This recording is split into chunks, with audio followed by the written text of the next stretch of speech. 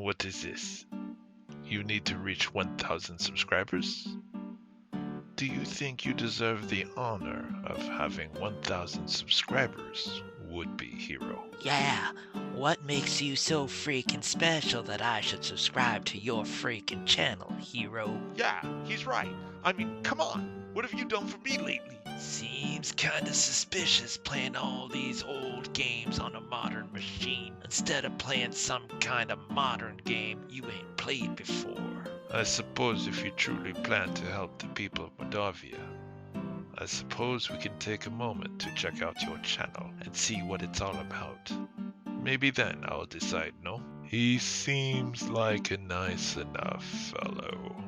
Why, he even does little introductions on some of his newer videos, it seems. Fine. Yes. So let's see this channel of yours. We need to know the URL of your channel, hero. Oh, I see. It is quite easy to remember. www.youtube.com at Let's Play Sierra Games. The people of Mordovia gather around the mystical square that begins playing the channel of Let's Play Sierra Games. They are entertained. Well, I must say, that was much better than I had thought it would be. I do say I would highly recommend this channel to anyone I met. Yes, a rather funny little channel.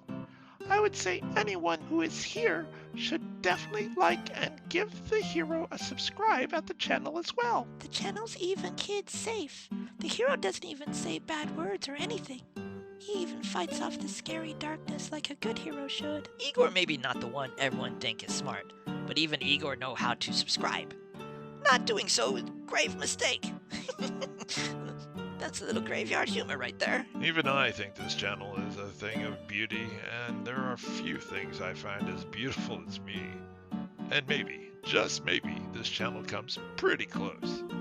So yes, you should subscribe, or feel the gypsy curse upon you. Besides, the hero has made so many videos and spent so much time making all of these wonderful videos he shares with everyone. He does it to bring light to the dark world. Also, like all growing heroes, he can definitely use the reward offered by reaching 1,000 subscribers.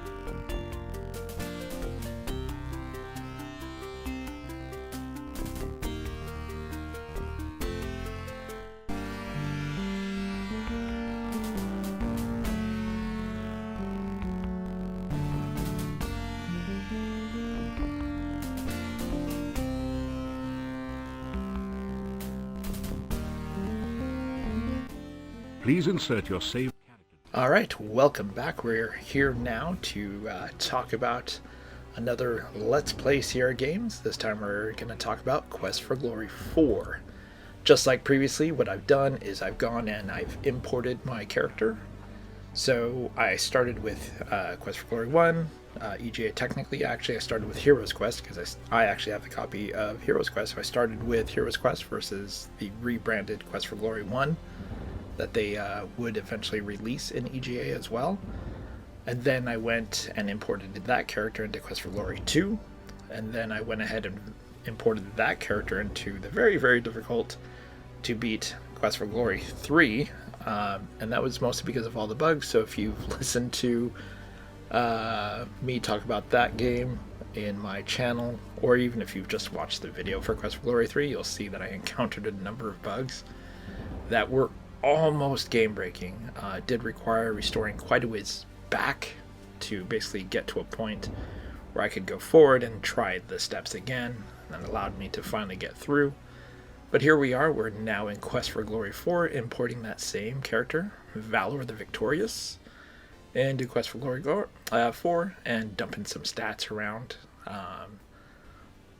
We are a paladin, because when we imported into 3, it gave us... So in 2, there was something I did that I failed to get the paladin status, because I made one mistake. So when we import into 3, it actually gives you the option, hey, what would you like to import as? And, we'll adjust accordingly. So I said, well, I was shooting for paladin, so let's just import as a paladin. So in 3, I imported as a paladin, maintained all my honor as much as I could. And then here we are in Quest for Glory 4 as a paladin, and we are starting the game just as I remembered it, in a pretty dark setting. Looks like a giant skeleton of some kind as our hero comes to and awakens from the nightmares of flying and falling. If you'll recall, at the end of 3, he builds a romantic relationship with the leopard woman and gets whisked away by some weird magic. And so here we are. We awaken in this darkened area and kind of wonder, where are we? How did we get here? Who brought us here? And then the number one question that you're probably going to ask yourself is, how do I get out?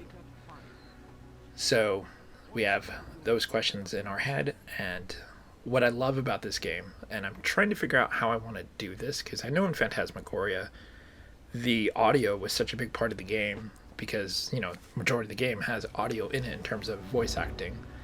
This does as well. This has some fantastic voice acting, which I forgot all about.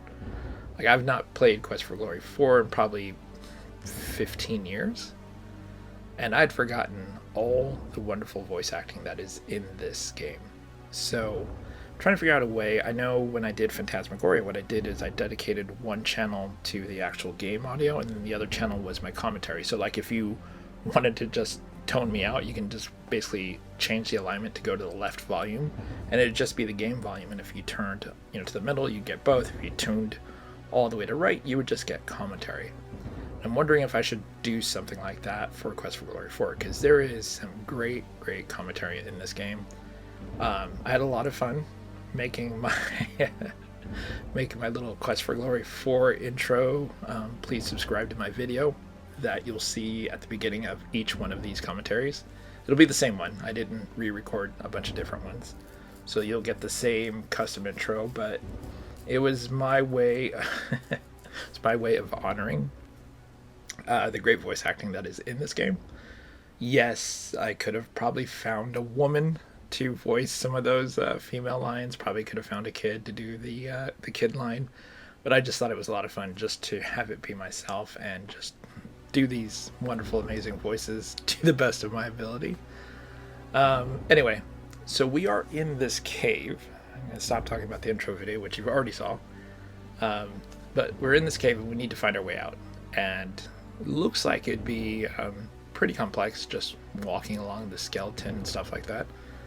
So let's get a move on and find our way out and start questing for some glory.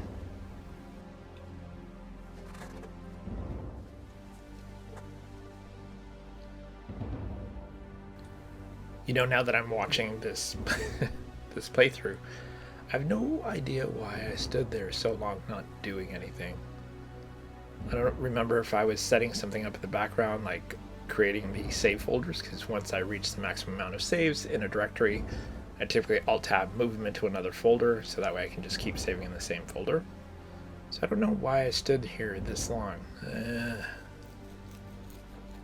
I can see why someone may have downvoted. So when I was looking at the video earlier today, the two of the playthrough, they each got a dislike. I can see why part 1 got a dislike if I'm just literally standing there. I don't remember what the heck I'm doing.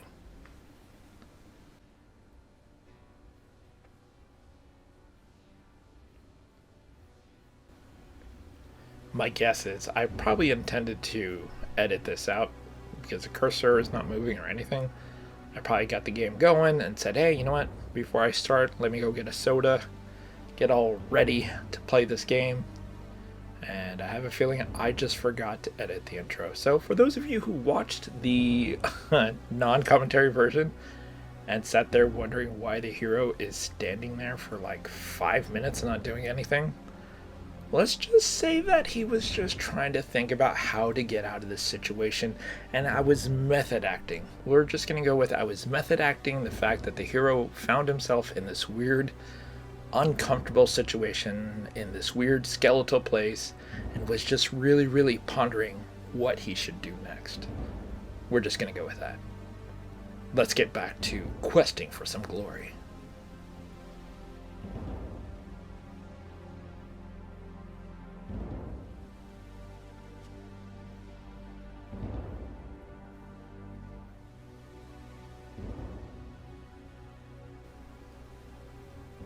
Alright, looks like we're finally ready to move after pondering in our method acting. See, I knew I should have been paying way more attention. I just tripped over a petrified corpse. Now, had I not been thinking about it just being stuck in the dark, I would have probably noticed it. That's why I was, kind of like just thinking for so long. Yeah, that's... But we just got a dagger, so that's good. So we got a dagger off the corpse. Hero definitely needs that. Or any kind of weapon if you're not really a magic user. Even though the paladin in Quest for Glory 3 did have some magical ability, they do as well in Quest for Glory 4. And if you look there, it looks like there's some corpses, so if you not pickpocket, but I guess loot them is probably the better word, you can get some coins out of it, which you'll need to start purchasing stuff. While it's not really obvious, right there is a torch. It would have been kind of cool if it was like slightly different color, like if there was a little brown to it, to actually make it look like a torch.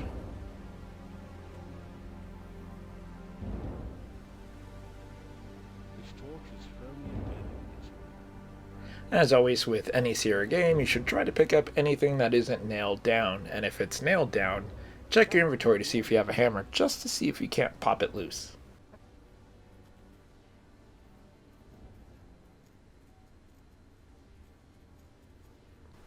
Alright, now we're headed for this little door thing. Kind of looks like an orifice.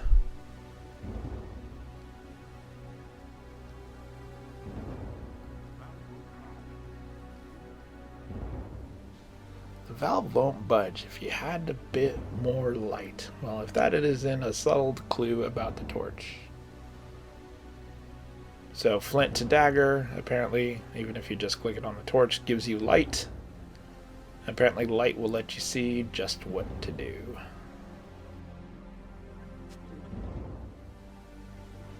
You force the sphincter open with your dagger and pass through. Well, thankfully we needed a torch to be able to pass that dagger into the sphincter, if you will.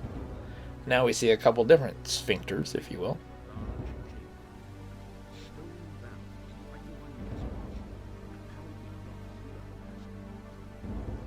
But there is an exit to the south.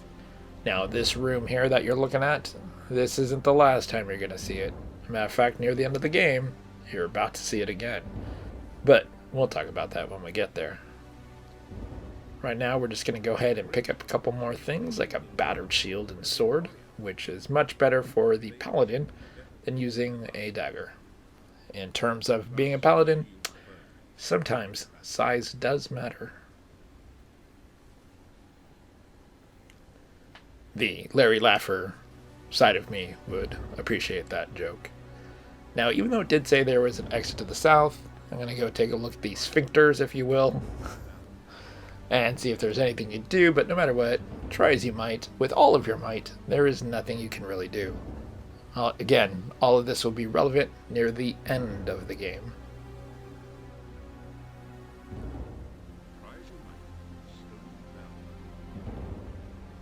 But just like every Sierra game, you should try every door, just like you should pick up anything that isn't nailed down. So always click on everything just in case there's something hidden from view, kind of like the torch we picked up. The altar feels strangely warm to the touch, but leaves a deeper chill somewhere within you. Ooh, ominous. I do like the icons with the severed hand, the mouth with fangs. Kind of gives you a really dark feeling to the game. You know you're in for some dark times up ahead.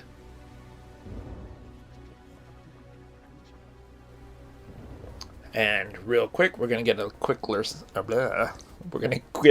lesson in combat, as we are attacked by these creatures with bat-like wings. I was foolish and had not looked at the game manual before deciding to play Quest for Glory 5 for this playthrough. So I was struggling to to be able to get the powers down and what did what and what those buttons were right there. And as you can see, my health bar is now a brighter shade of green. This indicates I've been poisoned, so that's not good. So if you try to loot the batty things, there's really nothing to them, which makes sense. I've always found it funny when you play other RPGs and you kill a wolf, and the wolf has like 8 gold on him, and you're like, where was this wolf carrying 8 gold?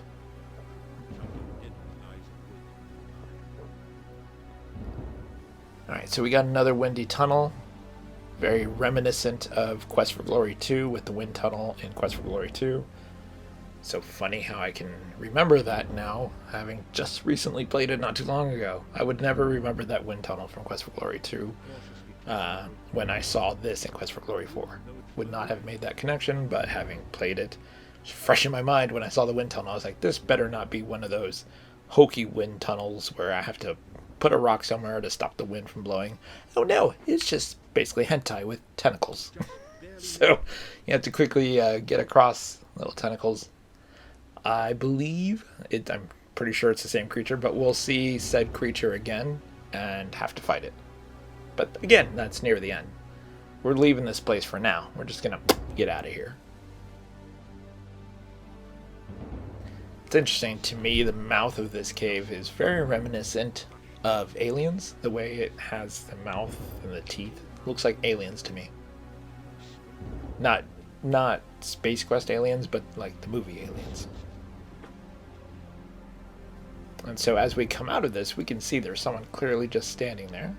Who is this person? Why are they standing there? And that pillar has something at the base of it. So a couple of things to note. Oh, you're alive. Only one person has ever walked away from that before. Now we know we're in a place called Mordavia. So we're getting some clues from this mysterious woman. She is rather pretty. I like her outfit. She dresses well.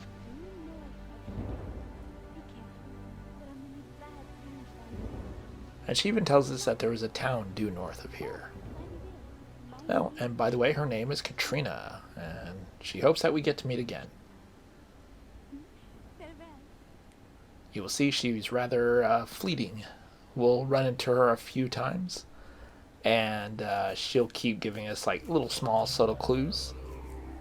And we're going to find out who she truly is. Once again, can you guess?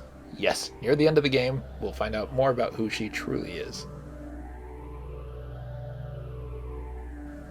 One of the cool things I do like about Quest for Glory 4, I can't remember if it was in Quest for Glory 3, is that 4 has an autosave. So that's kind of nice. And like I said, there was that weird thing at the base. We're going to go ahead and take it, because once again, if it's a Seer game, try to take it unless it's nailed down, and if it's nailed down, check your inventory for a hammer. I promise I won't keep reusing that joke. Well, I'll try not to keep using that joke. So that little thing we just took, we're going to use that thing so many times. It gets used so often. So if you are playing Quest for Glory 4, make sure that is one of the first things you do, because you're going to need it. And we can see that this thing has a couple different symbols all around it, so it's good to make note of that.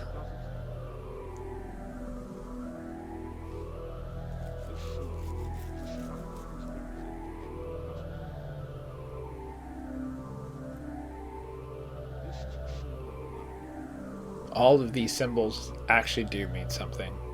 There is a reason that they're there in the order that they're there.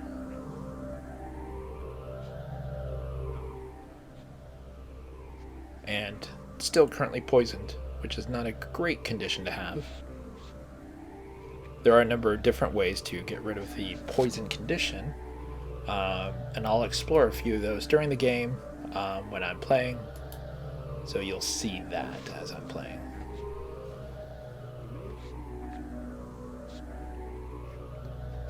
This one seems to be something about essence.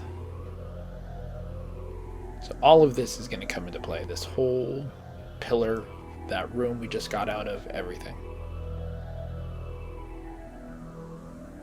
But for now, there's not really much we can do, so we're just going to mosey on. Maybe look for this town called Mordavia and see this creepy town. And not so much a creepy town, but the creepy landscape too. There's a tall stone carved at the top that looks like a squid. So that squid thing we're going to see a lot of also.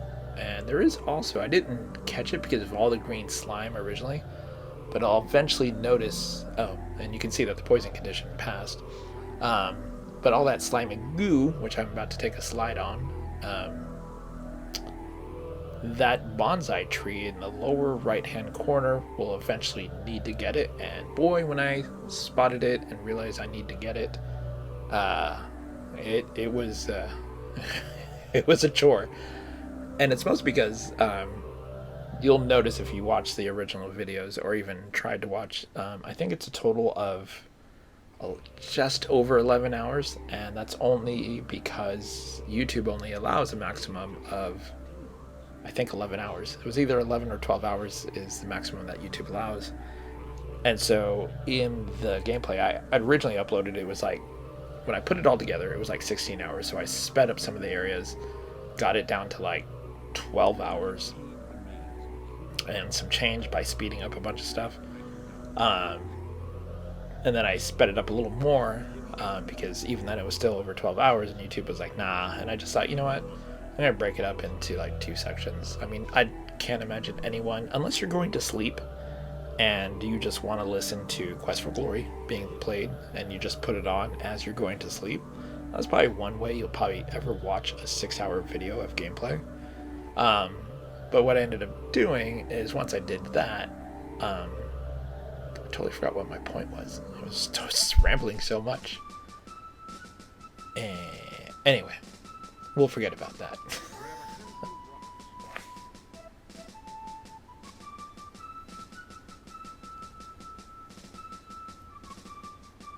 Oh, now I remember. So my whole point, I got there again. My whole point was that when I play these games, when I'm replaying them again for my channel, I don't use a walkthrough or anything like that. I just basically try to replay them. Some of them I've replayed so often, like most of the Lucy Larry games I've replayed so many times that is almost memory. And then the Codename Iceman, I tried playing it when it first came out, and then I didn't touch it again until, I want to say it was like 2013. I said, I'm going to try to beat it, because I'd never beaten Codename Iceman. I'd struggled with that game so much, just like so many people have.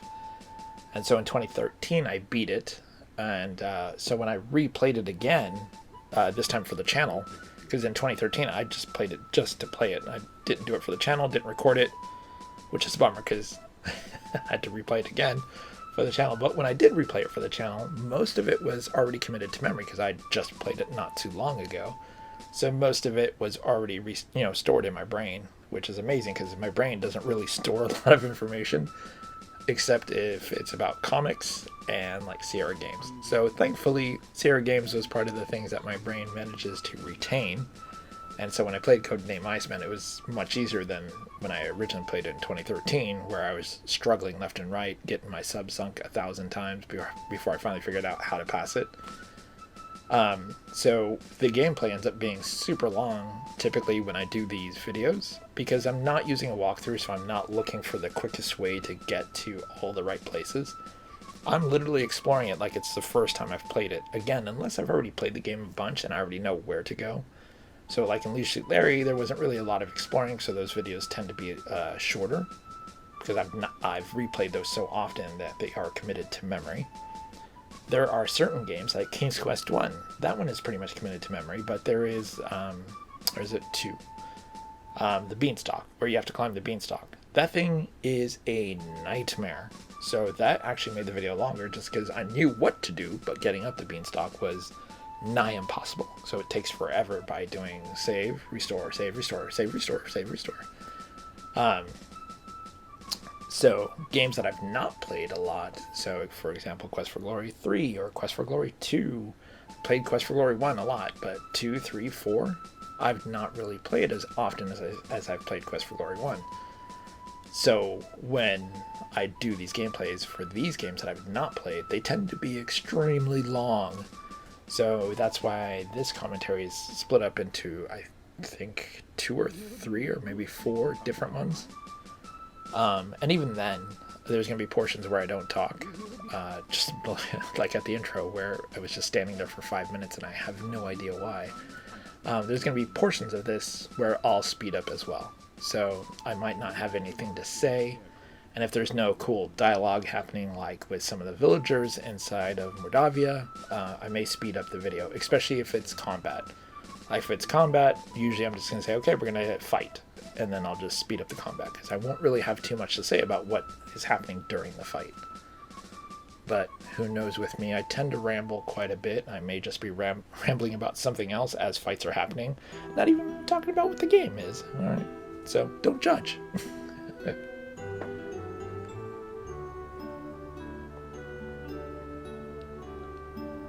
And for my good buddy Wrath, who is on the Sierra Help forums, if you've never been, go to http://www.sierrahelp.com, and then from there go to the forums. Otherwise, you can just go straight to the forums, which is http://forums.sierrahelp.com, and join us there. But my good buddy Wrath from the forums, I've never met him in person, unfortunately. He lives like way on the other side of the world, but he's a really fun guy to engage with on the forums. He is a huge fan of the Quest for Glory series. He's probably got this thing memorized. So one of the things that we got a laugh out of is in Quest for Glory 2, every time I went in and did some training, I would always do a training montage.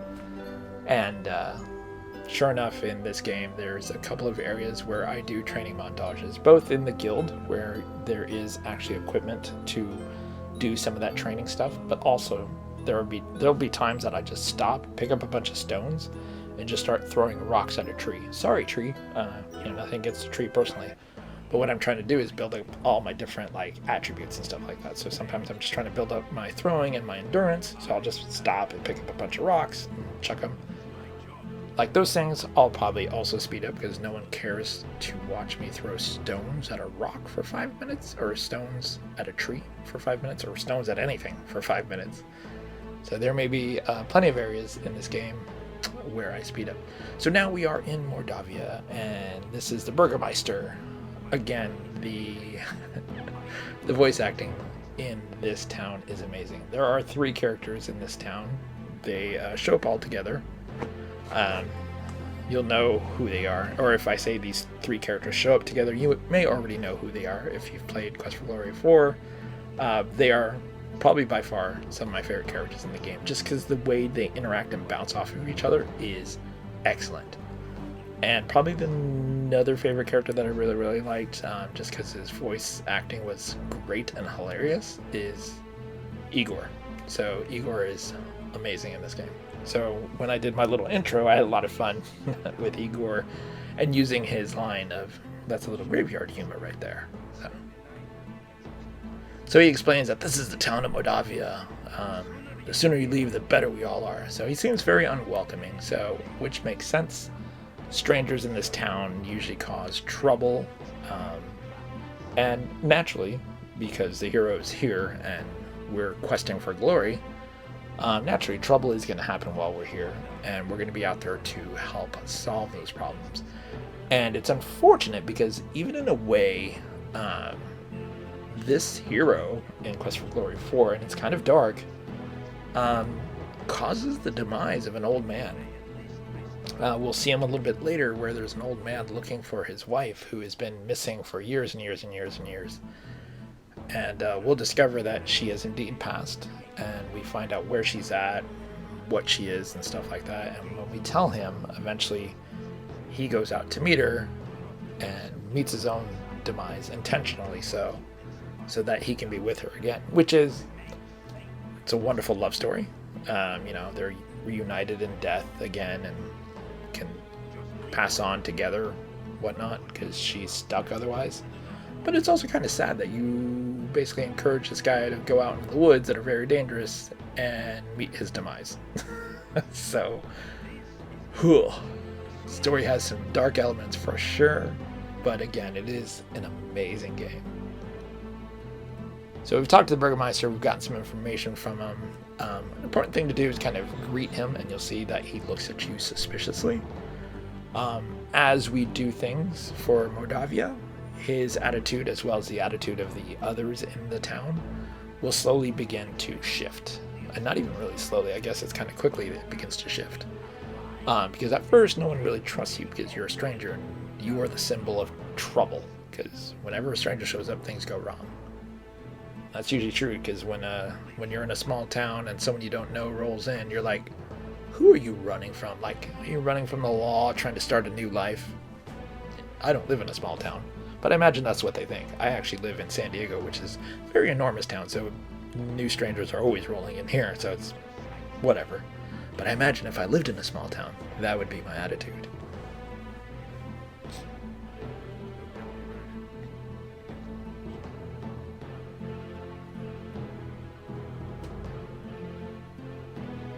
So we can go inside and talk to the Burgermeister as well. Inside you can talk to him about more information, so it is kind of important. Don't just talk to him outside the window. Step inside his little jail area and talk to him and see what's going on. Find out about the Venturers Guild, find out about jail. Eventually someone's going to get thrown in jail.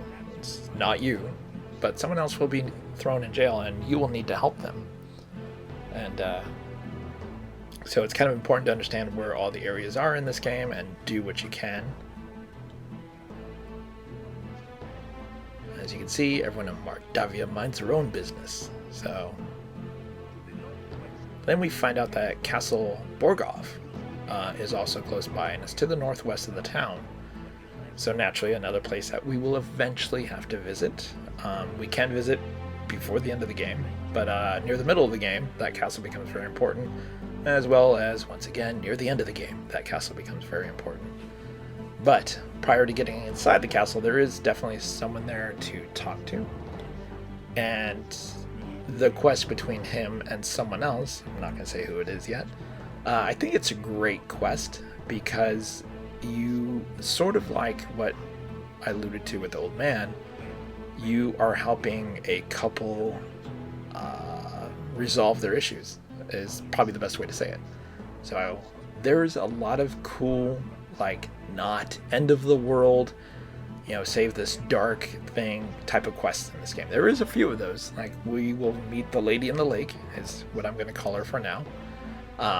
And her story is pretty dark. It's a sad one for sure, but we do help her find freedom and get released from the curse that she's been bestowed.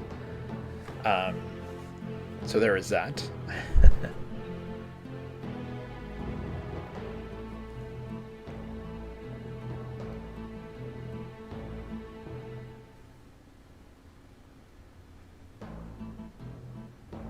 What's interesting now that I see him using money is I don't take bribes. Anyway, I love the Burgermeister. I loved everyone in this game. Like, the voice acting I keep talking about, but it's so good. One of the things that I noticed that this just reminded me of is in Quest for Glory 2 and Quest for Glory 3, there was a money changer. So in Quest for Glory 2, my big complaint was, hey, I have all the, I'm just going to call them copper, because I can't remember what the term of the coin was, but essentially I have a bunch of copper coins.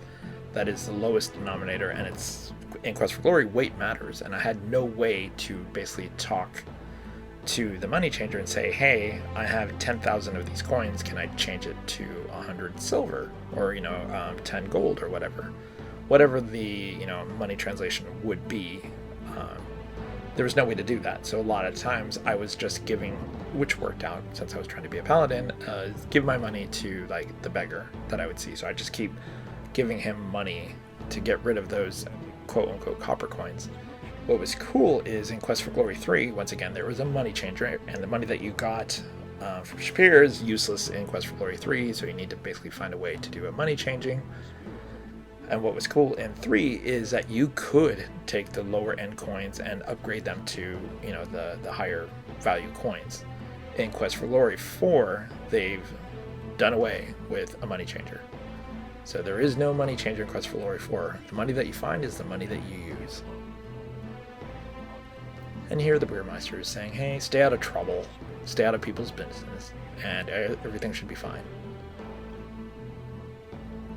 So now we know that this town of Mordavia is pretty locked down in terms of how they treat people. They're not very welcoming, so there is that. And when we look at the Burgermeister, we're trying to figure out, oh yeah, you know, it could either mean that he's a mayor or the sheriff, or kind of like both, because that's what the Burgermeister here really is. And then over here we have the general store. So we can get general stuff. And the sign over here just reads, the inn. Guess that means you should go in. See what they did there? I do love the puns that the Coles use throughout the games. They've done it quite a bit, and they've done it well. So here we are, we're inside the general store now. It's a cheery, well-lit place, thanks to the warm hearth.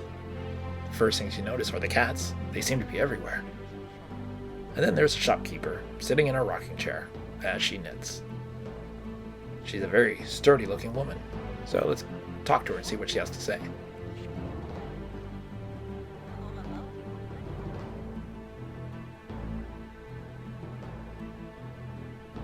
Thankfully, when I click the cat, it's not like Gabriel Knight, where I click the cat and I get like cat hair to make a cat mustache. Yes. Recently played Gabriel Knight 3 on my channel, so if you want to watch the Gabriel Knight series, that is also on my channel. So Gabriel Knight 1, 2, and 3 are available on my channel. But go ahead and watch this first. Like, hang out here, let's watch this, let's get it the views and the time that it needs. Oh, and while you're here, give it a like and subscribe. So if you like it that the hero eventually moved, give me the like button. And if you're enjoying like what I've got to say so far, go ahead and give me a subscribe. What's been great is when I first started this channel, I was just doing it to play Sierra games, upload them, and talk about them, just because Sierra games are, when I was younger, I wanted to work at Sierra and I wanted to develop games like these Sierra games because they did so much for me as a kid. Like, they opened up my mind, they created this whole world that I wanted to also be a part of. And you know, the company seemed super incredible. They were incredibly nice. They had these cool magazines that they would send out and stuff like that. And so I just made this channel to just play games and just talk about these games that I love so much. And much to my surprise, I started getting subscribers. I did promote it on Facebook, so there were like a few Sierra channel or Sierra groups that I'm a part of. So I did post a few links there saying, hey, here's me playing King's Quest 3, you know, check it out if you want. And I never expected to ever even reach 100 subscribers. But that happened, and it happened pretty quickly. I hit 100 subscribers, and I was like, oh wow, that's really cool. You know, like, what I've done, other people are checking out. That's really cool. Totally did not expect that. And then from 100, I jumped to 200. And I was like, oh, this is really cool. Like, people are digging what I'm doing here. This is awesome. And then from 200, I jumped, probably wasn't paying attention, and jumped all the way up to 400. So I doubled my subscribers in this really short time. And I was like, what is happening? This is incredible. And I was stuck at like 450 for a very long time. And that's when I was like, you know what? I wonder if I genuinely just start trying to promote the channel, do like a little bit extra stuff, like make custom little intros like I did. I think the first one was Quest for Glory 2. I made a custom intro. I think that was the first one. And just add like fun little elements like that to the video rather than it just being a recording of it and just stuff like that's it. And so I went from 450, where I seemed to be stuck, I crawled up to 500. When I hit 500, I was blown away, because the area where you can start actually earning money from YouTube is when you hit 1,000 subscribers. And so that became the next thing I shot for, is 1,000 subscribers. So I started, like when I did the Torrance Passage intro, it literally says you need 1,000 subscribers to go to the lands below. All as a part of a joke when I was doing this, and I went from 450, I think I've climbed up to 650 right now. So I have gained like 650 more subscribers than I even thought I ever would, which has been incredible. So I'm shooting for that 1,000 because I would love to hit 1,000.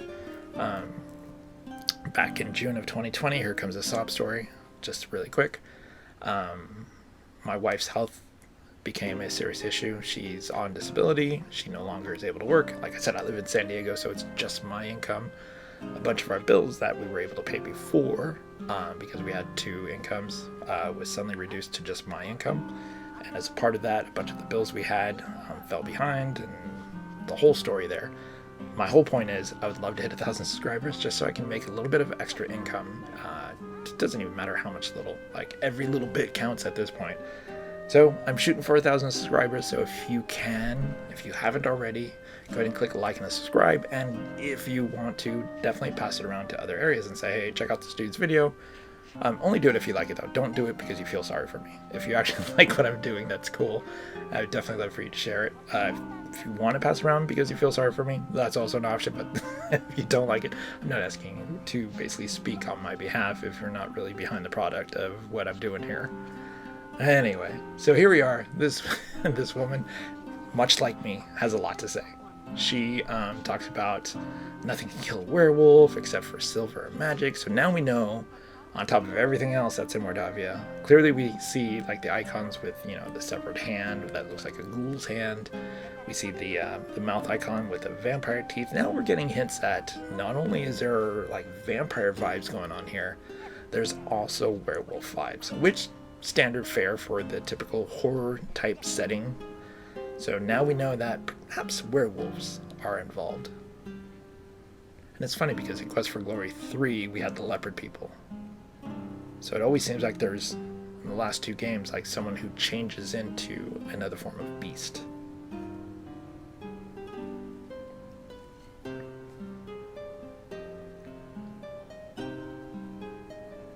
Wish it was more clear also, by the way, how to get out of the shopkeeper's store.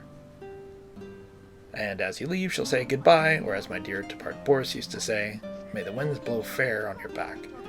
Now here's a clue. Her husband isn't dead, but we'll get to that later. Alright, so we're outside of Mordavia. Now we're going to go ahead and go check out the inn. We've already checked out the general shop. Let's see what the inn has to offer besides rooms. Perhaps more information about Mordavia.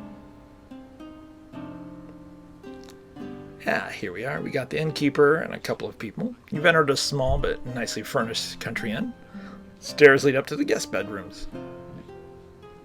The floor is covered with sawdust and peanut shells. The barrel contains a few shells that... Whoops, didn't finish. The innkeeper stares at you with an expression of fear and astonishment. It's several seconds before he speaks. This is Hotel Mordavia.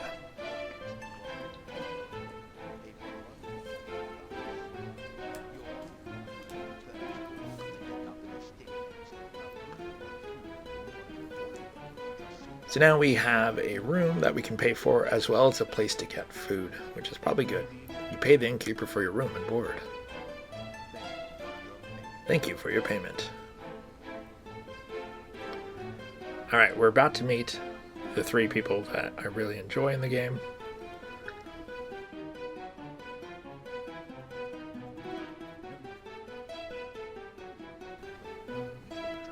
And you say your hero will judge you by your actions rather than your words. Fair enough. Magic is a very dangerous thing. And we don't trust those who use magic.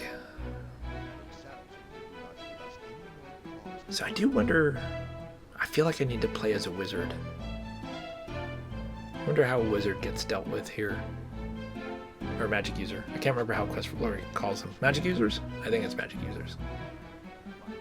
But I feel like that's something that I should try to play and come back to Mordavia. Even though the paladin has magical abilities. But I don't know if a wizard would be more obvious. Guess not. They probably dress the same still. These guys are hilarious.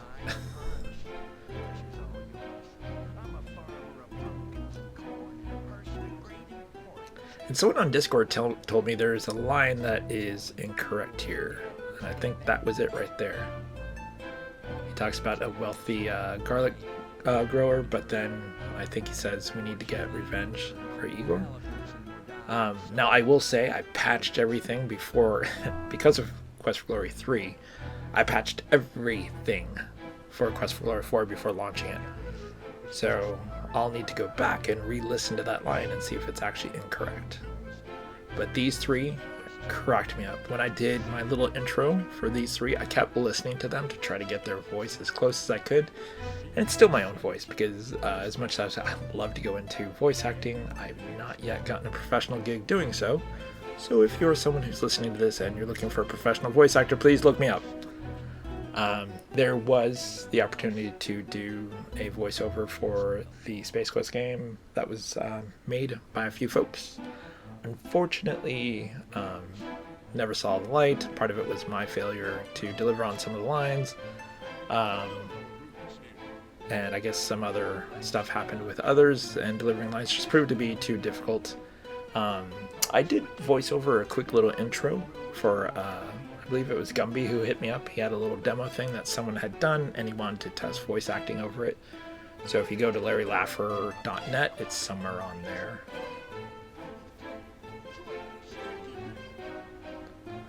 Oh, and if you... It's a quick sidetrack here. Another one. If you also want to check out where, since it's Quest for Glory, it's kind of related, it is fantasy-oriented. I did do a Machinima series where I was the writer, director, and main voice actor, and I did a bunch of sub-voices in that one. You can go to www.neverendingnights.com, neverendingnights.com. It's nights as in like day and night, not nights as like Knights of the Round Table. And there's a whole Machinima series, 65 episodes long, which was a lot of fun to do, so you can check that out also. Alright, back to these three guys. So we're gonna talk to them as much as possible and then just pretty much say, okay, well, that's enough. And don't forget to always say hello, but they stare at you in astonishment, because right now you are still a stranger and they don't really trust you.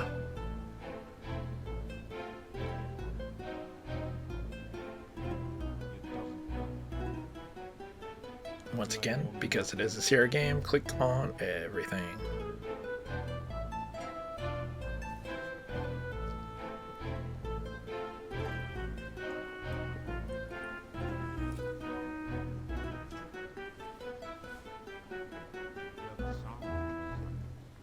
You hear the sound of silence. If you listen at the door, the reason no one knocks is because it's the innkeeper's door.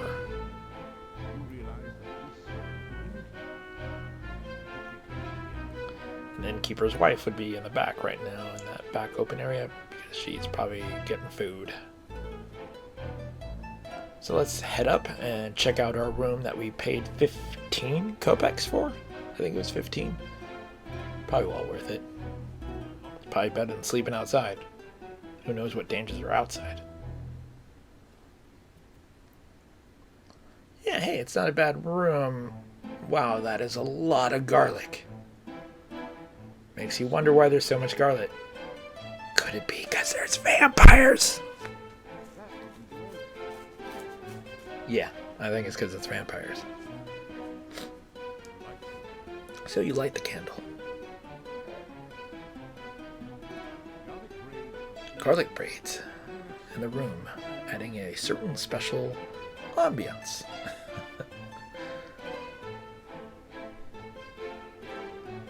Although I promise I am not a vampire, I am not a fan of garlic. On the flip side, I'm also not a fan of onions. I don't know if there's a breed of vampires that don't like onions, but that would be me. Alright, so the 3 guys are gone after we've talked to them, so they've probably headed back to their area. None of the rooms can be opened. Probably if you're a thief. Sorry, not a thief. A rogue. Or is it a thief? I don't remember now. If you're the class that can acquire items without other people's permission, I bet you that middle door probably opens for you if you do the picklocking. And me right now, I'm just getting some cardio in, apparently walking up and down the stairs. I'm actually trying to exit. I think I was trying to get into the back room back there where that door is open, but you can't. It's essentially the kitchen, so you can't go around that way, and then the innkeeper pretty much blocks your way from that way. So now that we've been to the inn, we've checked out our room. We've got some garlic hanging in our room. There is another passage to the north, but there is this open barrel. Let's go check it. And it's just water.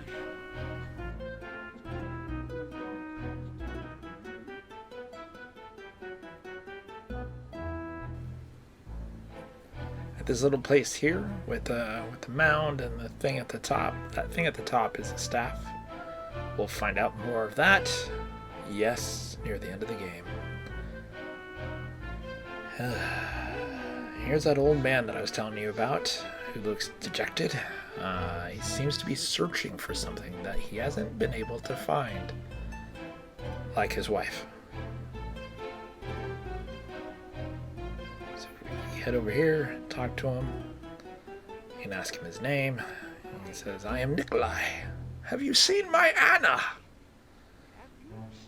Well, we haven't seen her yet, Nikolai, but we will. And when we see your Anna, she's not going to be in a good place. But don't worry, Nikolai. We're about to reunite you and her and, tell a great love story somehow in doing so. Greet the old man. Why do we call him old man? We know it. We know his name's Nikolai. Good day. Have you seen my Anna? Alright, so we say goodbye. If you see Anna, tell her I'm looking for her. Yeah. Boy, when we do, things don't go well, sir. Just so you know.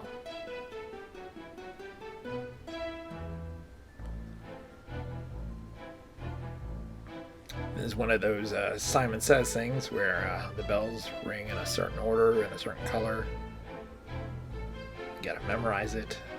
There is a way, I think, to bypass this if you set your skill level really low. Because I think I ended up changing my skill level during the door thing on accident, and it just let me bypass it eventually.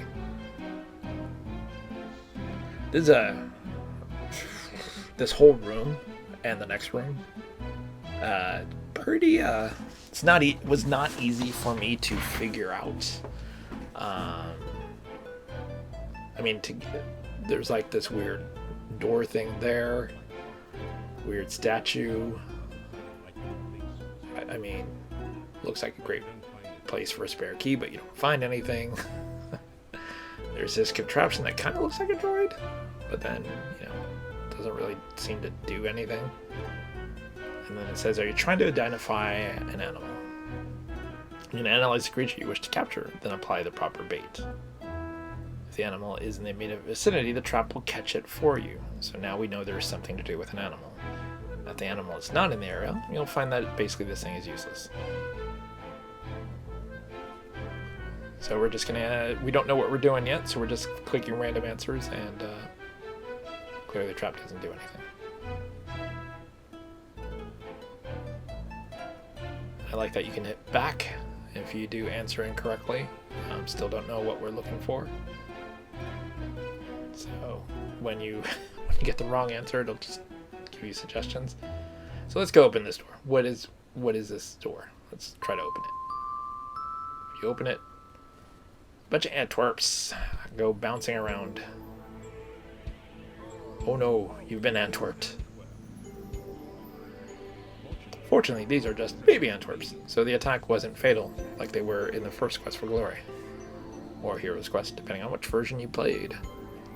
Let's go open this door. Let's see what this does. Well, first, before we get Antwerped, let's listen. And we don't hear anything. So let's just knock. No response. Alright, let's just open it. Just like I said we should do. You open it. Behind the door is a sort of rat maze, but it's missing the rat, or whatever's supposed to be transversing the maze. So now we've got a better clue. The machine will try to trap an animal of a specific size, and we take that and we put it into the rat maze thing, I'm assuming, even though Antwerps can bounce, so they easily be able to bounce out of the maze. But here we go. We're actually going to go to the next door, and let's do the polite thing and knock. It says, don't knock, just come on in, which is very odd. Most people prefer that you knock, because that is the polite thing to do. So we're going to unlock it, and there's a puzzle.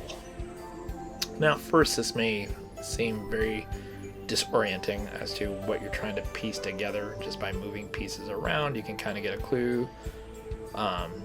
Clearly some of the color ones are easy to see, but even then it's not too easy to tell what you're looking at first. But just by clicking around, you can see the rounded pieces fit and the bottom triangle pieces kind of fit. It kind of looks like a lock, so we need to put together this lock and find all the correct pieces in the right order. And in order to do so, you can hit that question in the upper left, and it'll give you a quick glance at what the pattern is supposed to look like. Now, what's interesting is there is the option to rotate, and I don't recall rotating any of the pieces.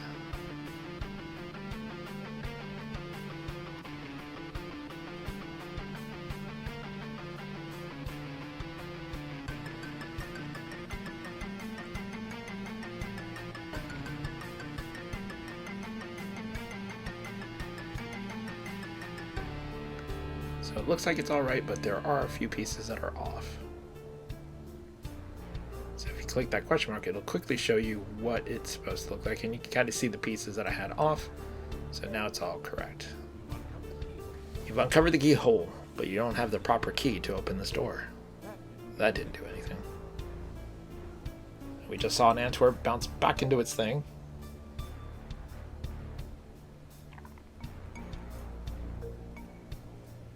And unfortunately, when you go to unlock it, it resets the puzzle, which is kind of a pain.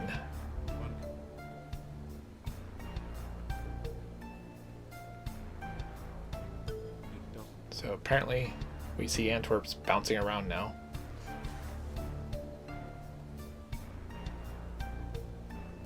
So since I don't have the right key, I'm going to go ahead and leave that area and see if I can figure it out. By the way, I should have spent the time right then and there catching the Antwerp, because I could have answered the question and had the Antwerp caught and then done the rat maze. But you know what? I didn't piece it together because I'm not looking at a walkthrough, so we're going the long way. And we go to this door. Pretty sure this belongs to Nikolai over there, who's walking around.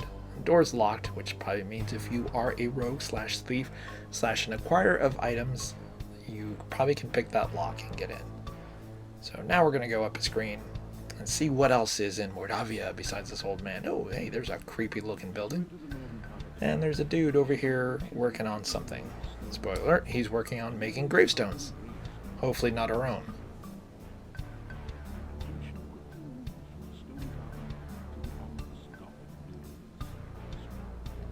We definitely sense something is not right about that structure over there.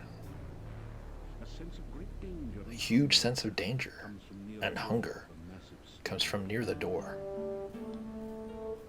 Well, it could be that octopus looking thing, but that octopus thing looks like stone, so it's probably just a statue, right? Let's go ahead and save and let's give it a try. Let's see what happens. I'm going to save that as, that doesn't look great.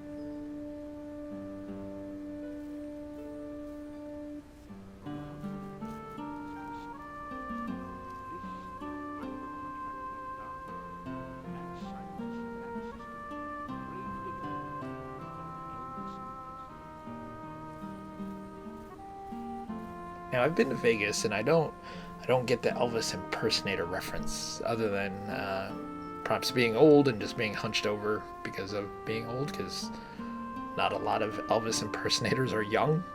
Most young people probably know Elvis, but don't care about Elvis like other people do. And here we know that now we found the Adventurers Guild. Not that creepy building with the little squid thing, but the one right next to Igor.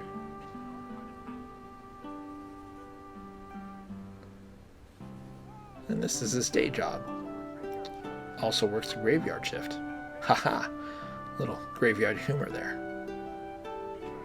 I love his references when he says it's a little graveyard humor. He's such a good character. Truly, truly, truly fun character in this game.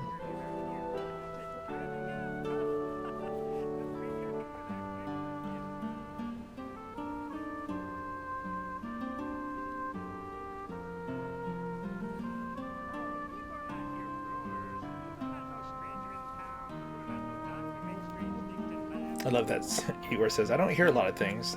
I don't know anything about a stranger who made his way into town.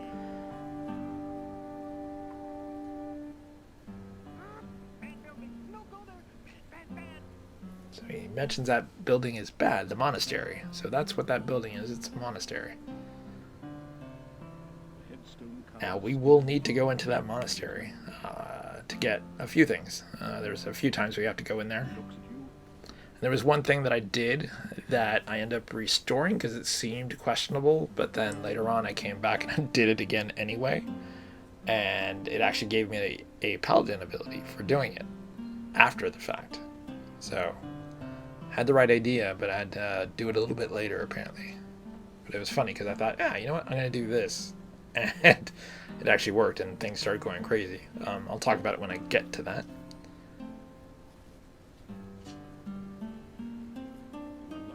So now we have the key to the Adventurers Guild, which has now been long abandoned. As you can see, all the windows are boarded up, broken, the shutters are falling off, and there's the moose head. So there's a couple things here to look at, a couple books. We try to read them, but nothing worth reading. Read Hero magazine. You can read about how you could be a hero. We already know how to do that. This is our 4th installment of the game. Come on. We could be writing in this magazine.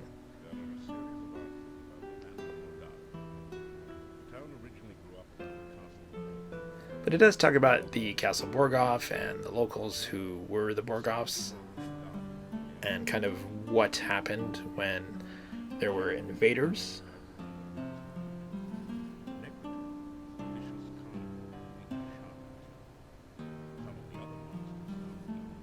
One of the things that they mention is a Necrotar, which is like a undead canine with sharp teeth. To me, still the scariest monster so far that I can, when I look back at Quest for Glory 1 through 4, is still the Cheetar. Whenever the Cheetar came, A, it was super fast, B, it seemed to strike really fast, so even at my best, that creature scared me every single time it showed up. After that, no other game showed up.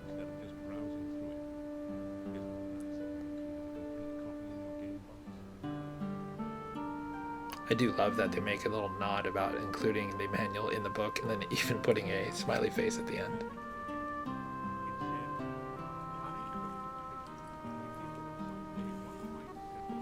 This one talks about Dr. Cranium, predicting one of his descendants will become super popular from the Castle of Dr. Brain, so we're kind of doing a little cross promotion. Geez, how cheesy can you get?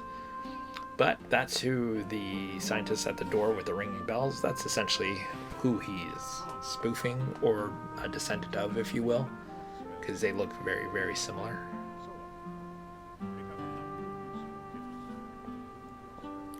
And this book kind of talks about some of the spells, like frost spells and stuff like that.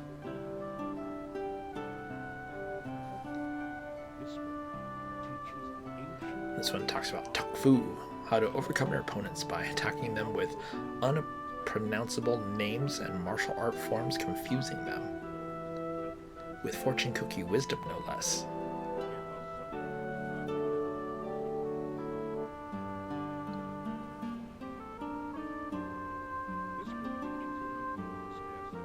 And this book talks about using the stair stepper and those other things that we can clearly see that are in this room to build up those skills and abilities.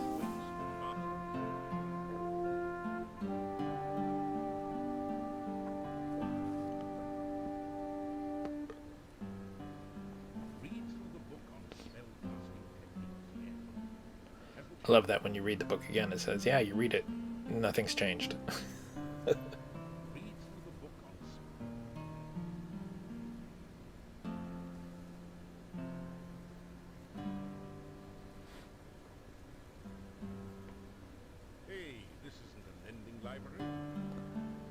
It's interesting that when you say take a book, it says, hey, this isn't a lending library, but yeah, you're pretty much the owner of the guild now. If no one else is here, it's run down. Why wouldn't it let you take a book? Who's going to stop you? Alright, so let's go finally sign the guild book. But first, let's open the drawer. But it doesn't have one, so there's nothing to open.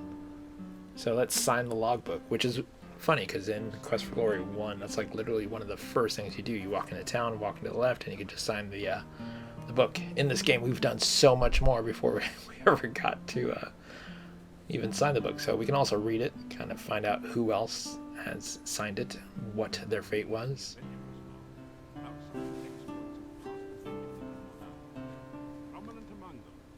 So one of them is about Piotr and the Dark One's gift.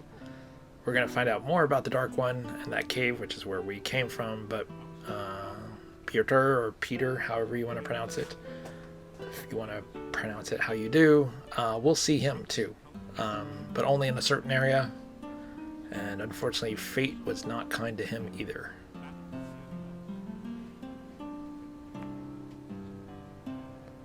And now we see a familiar name of Arana, so Arana's piece. There's something about a cult, so it talks about Piotr entering the cave, and all he could find was the grotesque remains of the cult members. The only sign was Arana's magical staff lying on the ground. He had picked it up and left the cave, knowing that Arana was gone. And he brought the staff back to town, placed it in the town square.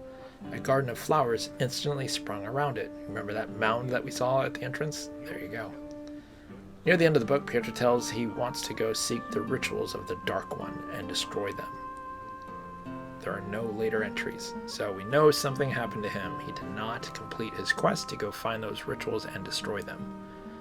Yes, he's going to go and find those rituals and eventually try to destroy them. Spoiler alert, I fail a number of times. So we pick up the rope and gravel, and then there's that little hook above us. We can pick up the weights, but we don't need to use them yet because the Stairmaster is set properly for our muscle. So let's head over here and do some Stairmaster stuff. And you can see the stamina, if you will, is going down as we use it. Your legs are too stiff and sore to use it right now, so we've done what we can there. But the rope and thing, we can also use it in this room. Looking at the stats, looks like strength and magic went up. I don't know why magic would go up. Oh, probably because we read the magic book. That's probably why magic also went up. But you can see that strength has increased, as well as health and other things like that that are impacted with strength. So knowing that magic has increased, let's look at what we have. We have Detect Magic. We have the Zap Spell. We also have the Flame Dart. We have the Force Bolt. And we have the ability to heal. By the way, if you do something terribly wrong, you can lose that ability to heal yourself. So I did something on accident and it told me how I lost that ability, so I quickly restored, because no bueno if you can't heal yourself.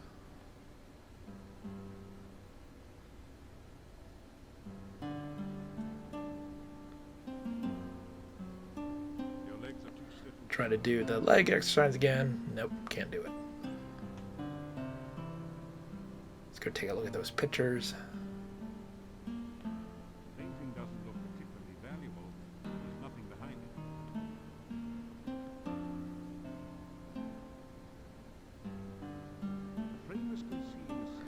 frame is concealing a secret passage, but you can't see any way to open it from here. Now, this drove me crazy because it notes that there's a secret passage there. Can't move the bookshelf. The most logical thing is being able to climb the bookshelf to get up there. Now, I realize this is probably strictly for the thief/rogue, but it is crazy that they reveal this to any player rather than just making it so only if the rogue looks up there they'll notice that there's a secret passage and then they can climb the bookshelf or however they get up there. But I kept trying to figure out how to get up there to move that secret passage or to open it.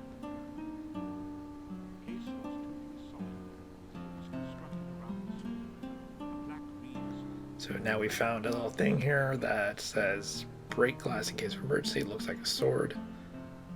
So we're going to go ahead and just open it. No, but the case is totally sealed. You can't find a way to open it. Wah wah. Break it open. You break open the front of the case, avoiding the broken glass. You pull out the sword. Looks like a fine quality weapon. So now we have a better sword than the other sword we had. And the thing with Quest for Glory 4 is it doesn't keep multiple items. So when you upgrade from one sword to the other, the sword you're holding becomes the newest sword you found.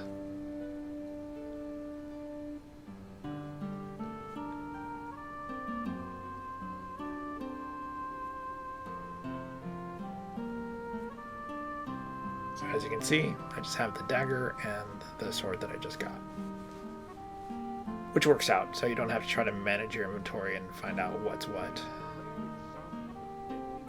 It's a rare example of a deadly Mordavian moose. And it has fang-like canines, so apparently everything here in Mordavia has fangs like a vampire. That is an angry-looking moose, too. So there is that thing up there.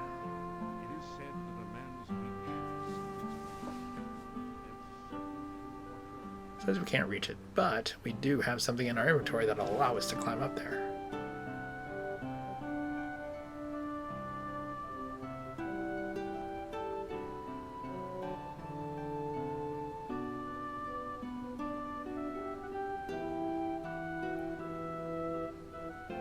And so now we can climb it.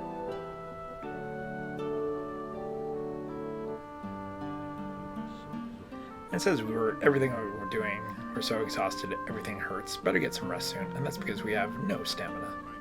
But that was good climbing practice. Spoiler alert, one of the first things you should do when you play Quest for Glory 4 is up your climbing skill. Because when night comes and they close that front gate, what you can do is climb over the gate. Unfortunately, I did not build up my climbing skill. So the first, I think, night when I was outside and they closed the gate on me when it gets dark, I had to find a place to sleep outside because I couldn't climb over the gate.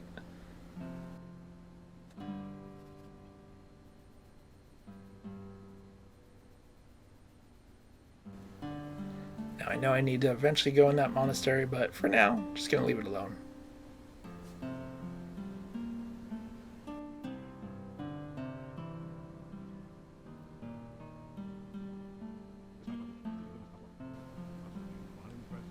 I'm surprised the board doesn't have fangs also.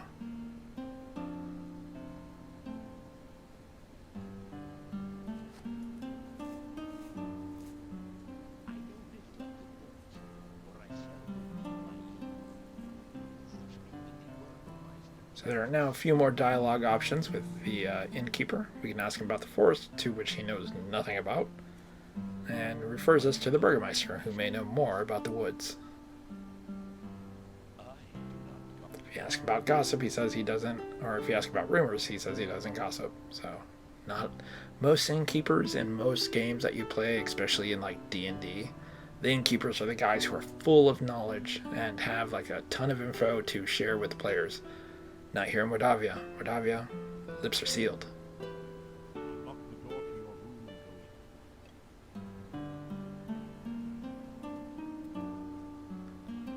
So we're back in our garlic-infested room.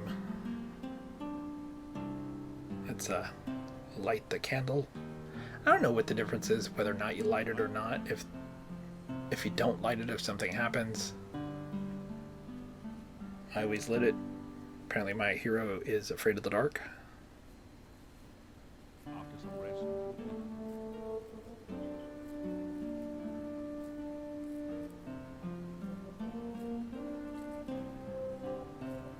After some rest.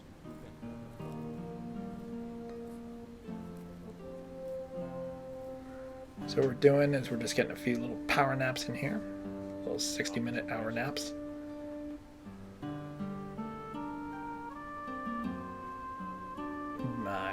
Getting that stamina back up. And now we're getting really hungry. And outside you can see that the window has changed from daylight to dark.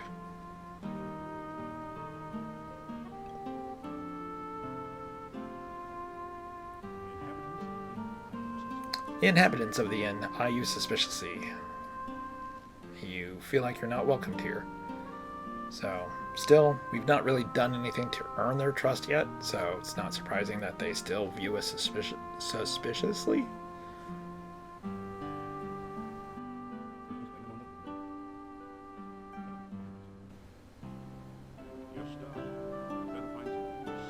Now we're starving. Better get some food soon. Which I'm trying to do. Can't get to that chair over there.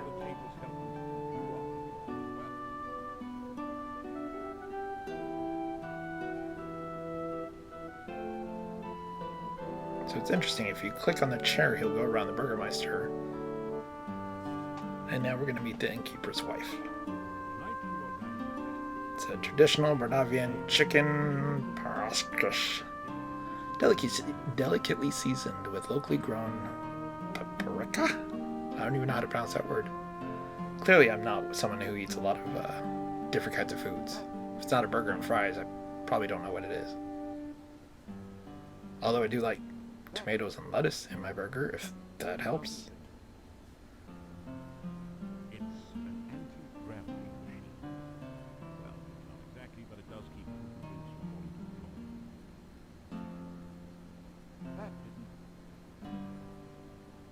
That didn't. So what I did not know here is that apparently she just brings the food and you consume it automatically. Because I didn't, like, if I try to click on it, it says it doesn't do anything. If I click the mouth on it, it says it doesn't say much. So I'm assuming that hunger is quenched.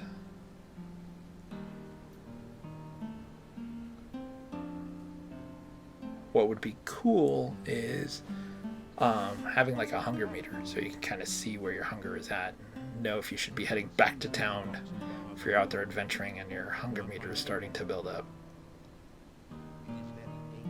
It's very dangerous in Mordavia at night. You always keep things locked up when it gets dark. I will let you out for now. That's very nice of him. Just knock on the door. You know, maybe he'll let you in. Because if you come too late, he does not let you in, and you'll have to sleep where the staff is.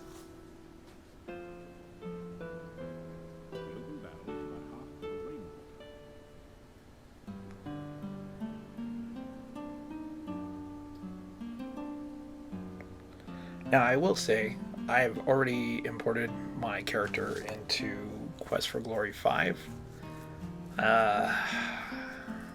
I've asked around, and people say it is good, but I was not picking up the vibe on Quest for Glory 5. Like, one of the things I immediately noticed is I couldn't have my name, because in Quest for Glory 5, the character limit is much, much smaller, so Valor the Victorious suddenly just became Valor.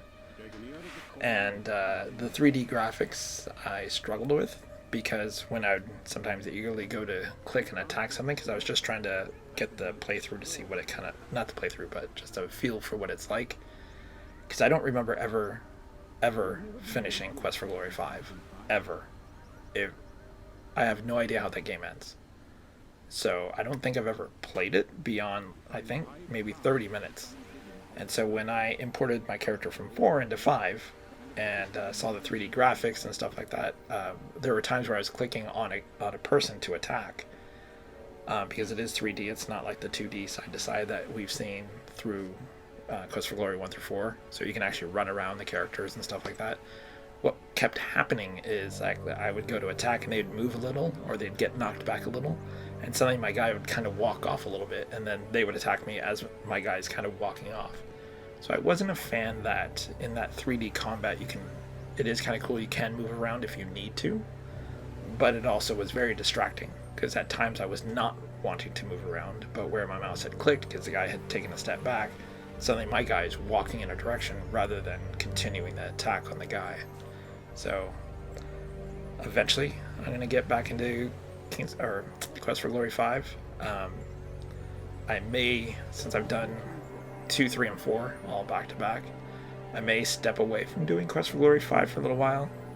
We'll see when I finish doing the commentary here, but I may try a different Sierra game. There's a couple other games that I really want to give a try. For example, I want to do Gold Rush, because that has 3 alternative ways of traveling, and I do want to do all 3. So Gold Rush is something that I would do once and then do a couple other games, come back, do the other route, and then do a couple other games, and then come back and do the third and final route. So I might do like Gold Rush, like one of the routes, and then come back and do Quest for Glory 5, because I was having a rough time in that 15 to 30 minutes that I was just testing it out with my import. And I don't know, it's so funny that I like these older 2D graphic type things versus 3D, and that's the same as most games. So over here we're now in combat, and I'm just getting drilled by this Wraith who's already chewed half my health down before I even got into combat with him. But we got some dodging and some magic going. Getting back at the Wraith for taking me down as hard as he did. He's got a little bit of health, but he's getting me back. It's gonna be a tough fight, but in the end, who always wins? It's the hero. It's not always the case. A little bit later on, I do perish a few times, but for now, the hero is victorious because I am Valor, the victorious. All right, so we take a look at the stones. You can tell that this is a place of death. Now let's search the stones. Borrowed treasure contains the Wraith collected while it was alive, or perhaps more recently from its treasure seekers, less fortunate than you. Yeah. And you find a dagger, 38 gold crowns, 75 kopecks, and a few old bones. Now, there is a certain Wraith that is always in the same place. This is what I mean by keeping the healing spell. There is a Wraith in a certain place that he is always there until you defeat him. This one is a random encounter, like I could come back and forth, and another Wraith will be here, but there is one that is, once you kill him, he's gone, but he's always in that same spot. And you're supposed to search the area. When I played this, I made the unfortunate mistake, and I think he's one of the Wraiths that killed me. I made the unfortunate mistake of, when I finally did beat him, I was so excited that I did beat him, that I walked off and did not search that little stone urn, whatever you want to call it, where he was, because there was something in there that you need to get. And eventually when I was walking around, I happened to see it and search it again, because I'd defeated him by this point, but the stone urn thing, that formation that you see there, was still there. So I was like, well, why is that still there? Like, it's supposed to disappear like in, the following day. And sure enough, the item I needed was there. So again, not using a walkthrough, it is a lot of fun, but it does make for a much longer gameplay because you don't know where you're going, you're not sure what you're doing. So that does happen. And it looks like, once again, I'm not moving here for a little bit. My guess is I've probably stepped away to go get a soda or to see if the wife was okay. So we're just going to speed this up a little bit.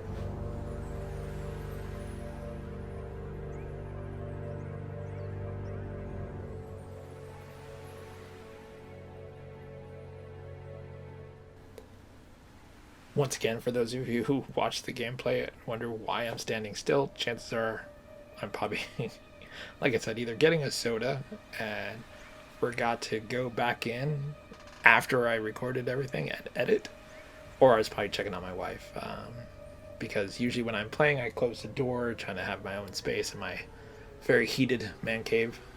It's 6 p.m. even right now, and it feels like it's like 90 degrees in this room. So a lot of times I will forget to go back and edit, post everything, and trim some of this down. So up ahead we can see that we are right back around Mordavia. Ooh, and one of the things I do like about, just reminded me, in Quest for Glory 4.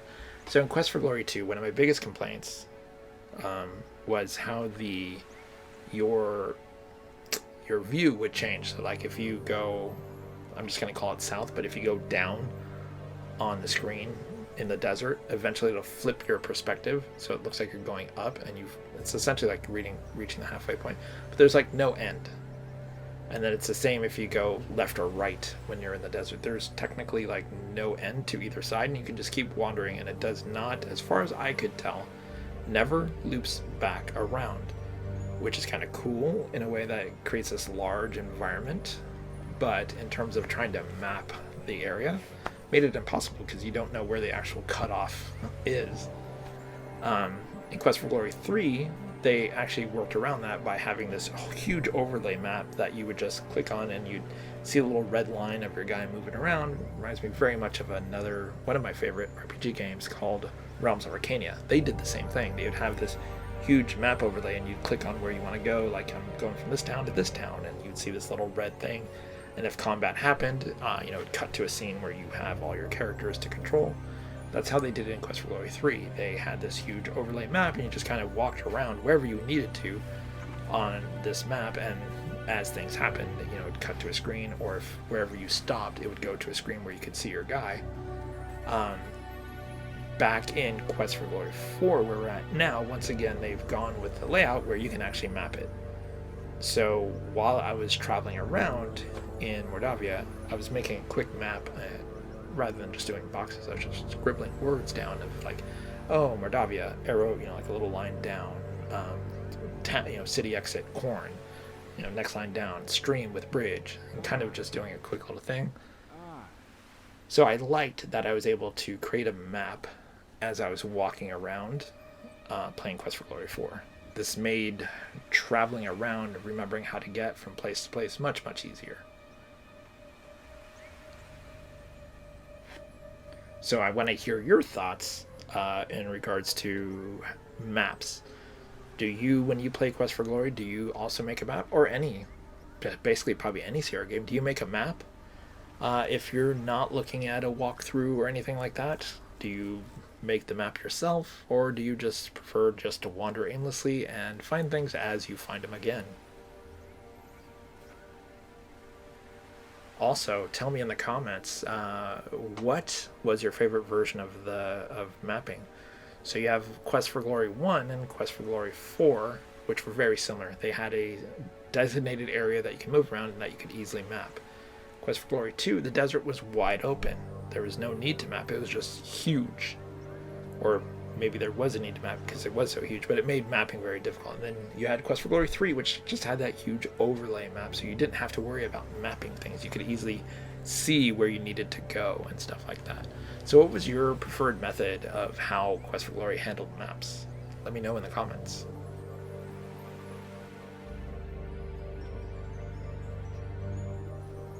So you would think that sleeping just outside the castle gate would be a good place to sleep. But, they do talk about all the terrors of the night. So we need to find a good place to sleep. So we're going to walk around, try to find like a nice little peaceful place. Somewhere where we can get some rest.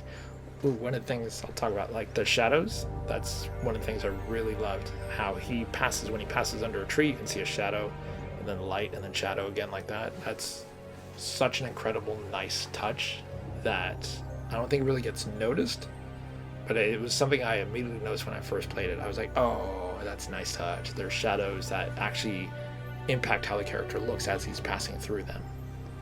You know, it's something that they could have just left alone. It could have been like just always walking with the same shade, if you will, speaking of shadows. But I love how he goes from dark to light like that. It's a great touch.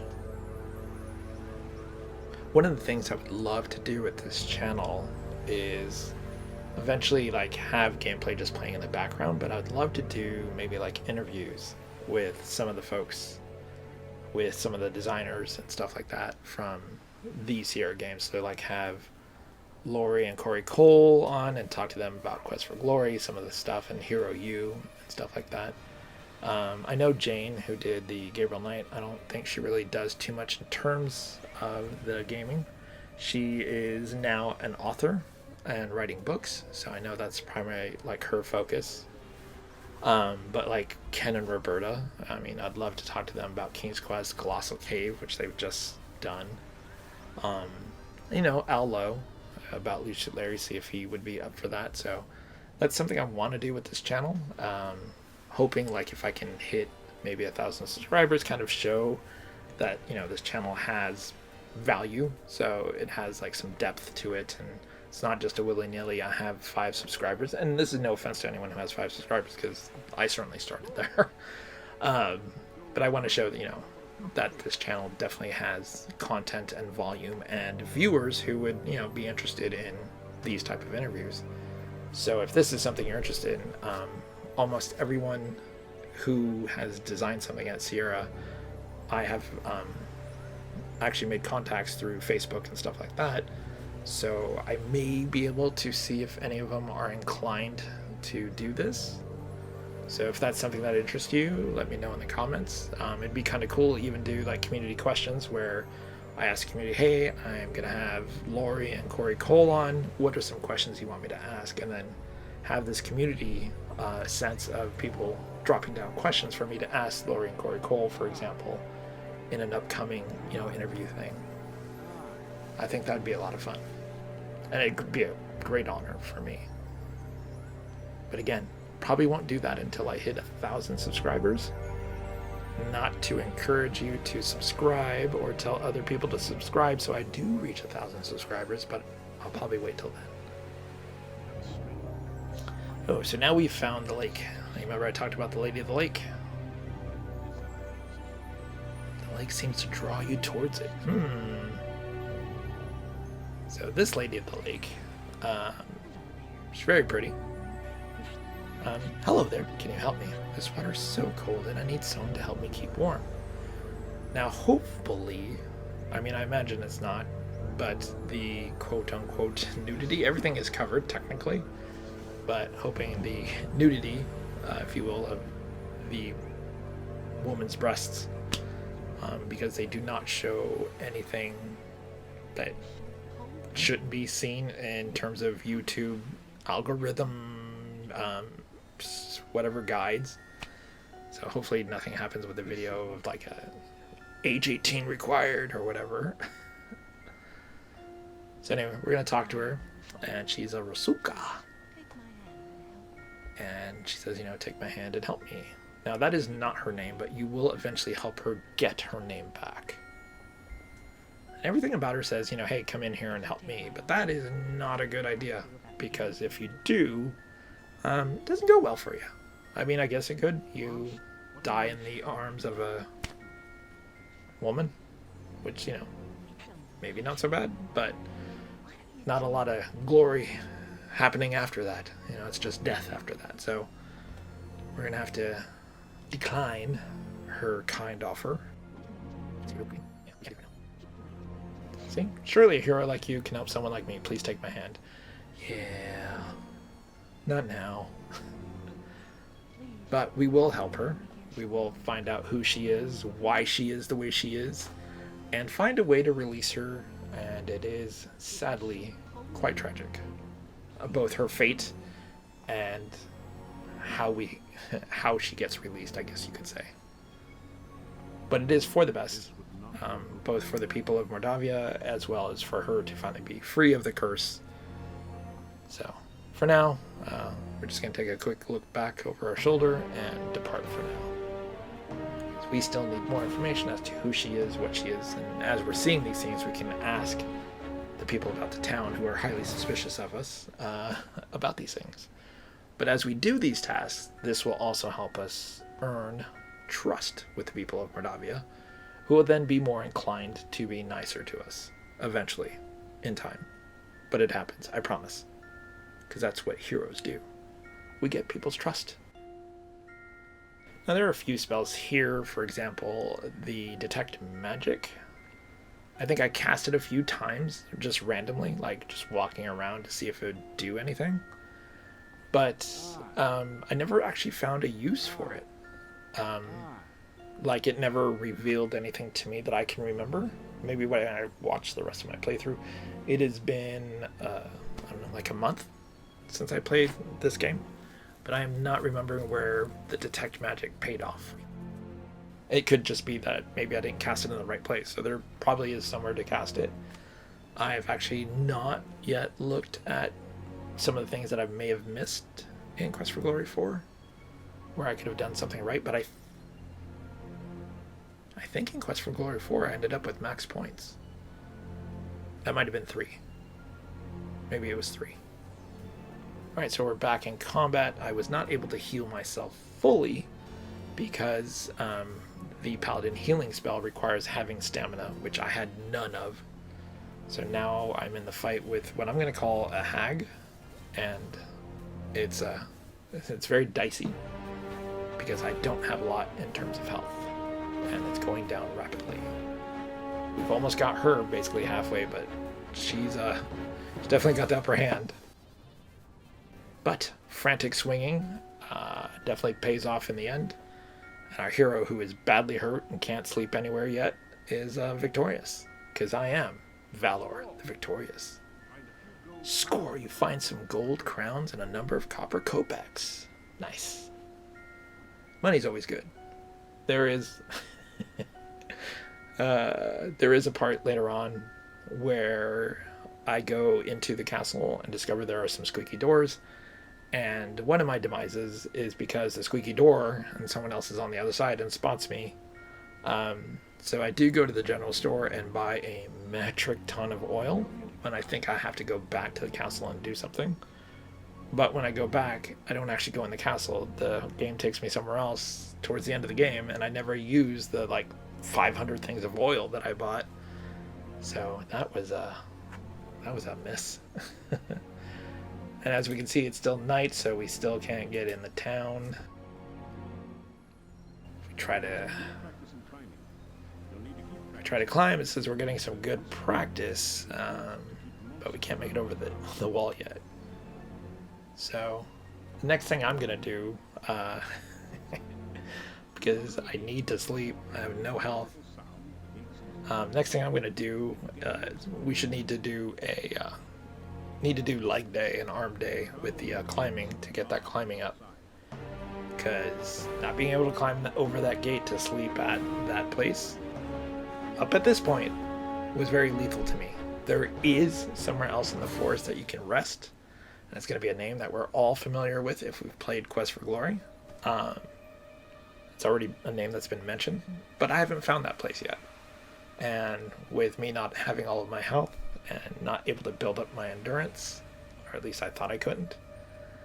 Let's see, you're so exhausted, everything hurts. So without having found this other place that I can rest at, I was fearful. Not fearful. Heroes are not fearful. I was adequately nervous about traveling around the woods in case I ran into a hag or a wraith. Yeah, there is running, but heroes don't run. So instead, we just gonna sit here and wait for time to burn by. Which, I suppose technically you can do by going back and forth between the screens, because that'll show that time is passing by. So, stamina's too low to cast a healing potion or a healing spell on myself. Now, what I think I eventually realize is that I can rest for 60 minutes. Yep. So I don't need to technically sleep. Yeah, well, yes, I do technically need to sleep, but I can also burn time by resting, and by resting I build stamina back up. By building stamina back up, I can cast a healing spell on myself, which will once again burn my stamina.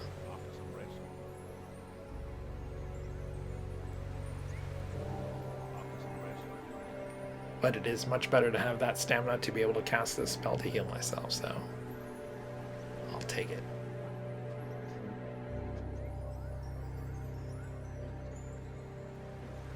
So it is, while I'm clicking on it, while I do have stamina, it is saying you're getting some good climbing practice in. And it is slowly burning down my stamina by clicking on it, so my skill is increasing just by standing outside and clicking on the gate, telling it I want to climb. The real practice comes from inside the Adventurers Guild with the rope and climbing up and down. I will say with this video I'm actually using a totally different mic setup to see how this goes. Previously in another video, I can't remember which one it was, I think it was the Torrance Passage one, someone complained that they could hear the sound of the P's and stuff like that because I was using a regular headset mic that you kind of use for work. This one is actually a separate USB mic that is clipped to my table, so hopefully the popping sounds, if you will, I purposely did that popping sound, are much more tolerable, if you will, or hopefully closer to non-existent. But I'm sure there is going to be some where, just like a second ago when I was intentionally doing that popping sound, that hopefully won't be as present. So as always, anyone who comments on my videos, I do take the time to listen and try to respond. And I take all kinds of feedback. So any feedback you have of anything in any of these videos that I do, I certainly take delight. And if it is a suggestion or a complaint, I do try to do what I can to improve the video, because I enjoy doing these, but I also want to make them enjoyable for everyone. So if, for example, if you're not able to enjoy it because there's a loud popping sound from the mic, I'll see what I can do. I happen to have had a USB mic that I bought a long time ago that is this clipping one. I dug it up and I thought, hey, you know what? I was originally going to use this for recording my D&D sessions. When I play D&D, I record them so I can use the recording as notes. But then I thought, why don't I just use it for this as well? So we're going to see how this goes with this commentary.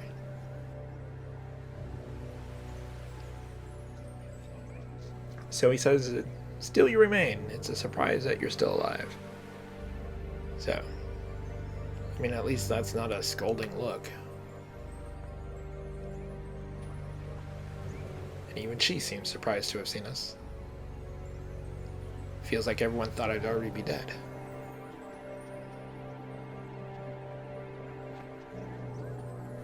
I love that she calls the other places that you've been outlandish and that this is a civilized place. And yet everyone's terrified of the night.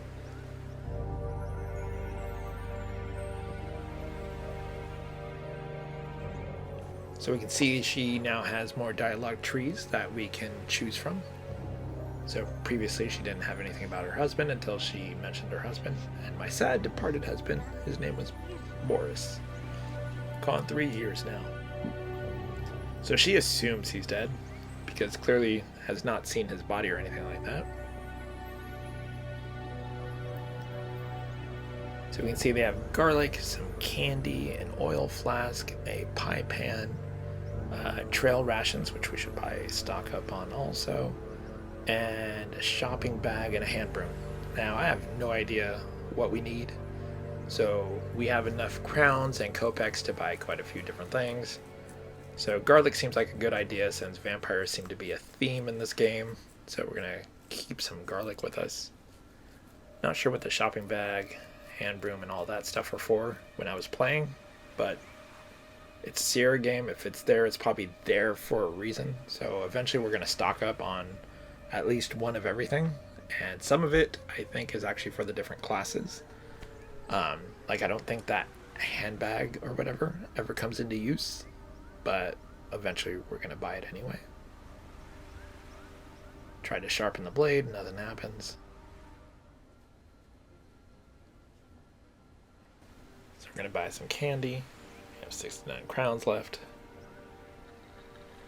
Trail rations for sure, because we don't want to be hungry out on the road. Now, I do wish... I always say there's something. I do wish when it, like most games, most RPGs, when you click on something and say buy, it gives you a little option to put a volume of how many. So I wish you could say trail rations, give me 10, instead of individually clicking trail ration buy, trail ration buy. So another thing, I'm surprised no one thought of this when they developed this game, is being able to have the volume of how many you want to buy. So maybe I want to buy 10 things of garlic.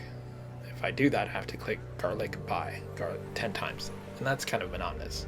Versus just clicking it once, click buy, and then put in the number 10. That would have been much better. Even if they're trying to do away with the no typing, the arrow up and the arrow down would have been great. That's a great vote of confidence where she says the gravedigger has some room in the cemetery, implying that she expects us to die. I mean, she's right. Unfortunately, we do not make it a few times, but still, have some faith, woman. If you notice all the garlic around her place as well, and then there's garlic all over the inn. Her husband used to say a lot of things.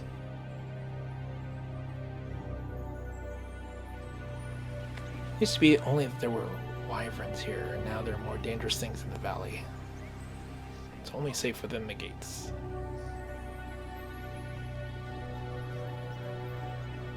So definitely more things in the valley.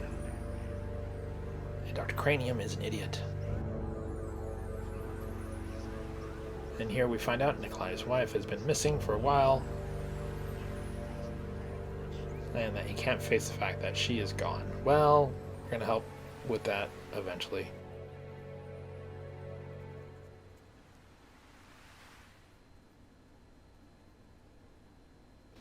Gonna stock up on some food. You eat the plain but nourishing breakfast. That's quite a bit of garlic to it. Curious if they put garlic in it suspecting that you might be a vampire, and if they put garlic in their meal, they'll know if you react to it. Or if it's just for the safety of everyone. They put garlic in their meal, so if a vampire does try to drink your blood, it'll taste garlic.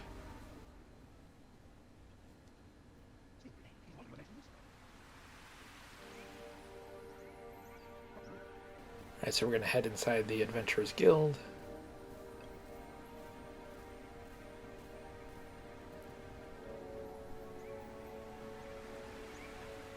First things first, we're going to do a training montage.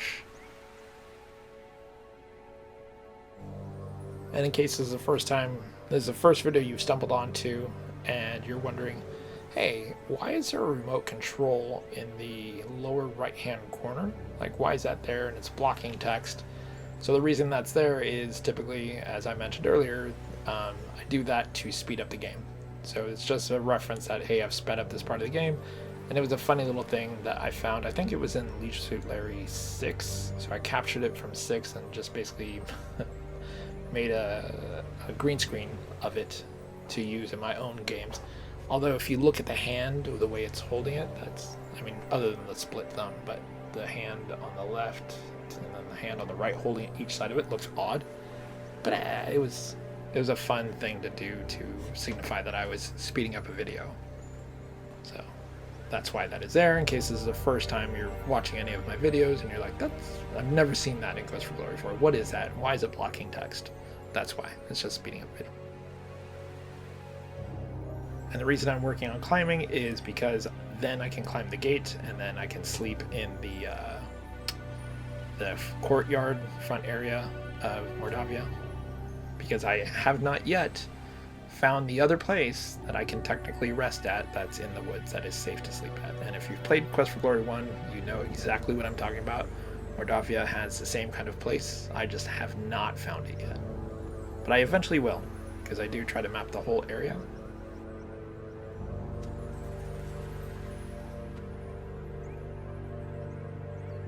And as you can see, like I said, Even in the regular gameplay, I sped up where I was doing training montages. I'll probably speed it up even further in the parts where I'm not talking about what the heck I'm doing.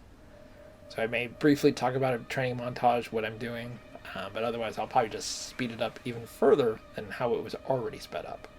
So this will probably go by lightning quick every time you see a training montage with that hand down in the lower right hand corner holding the control.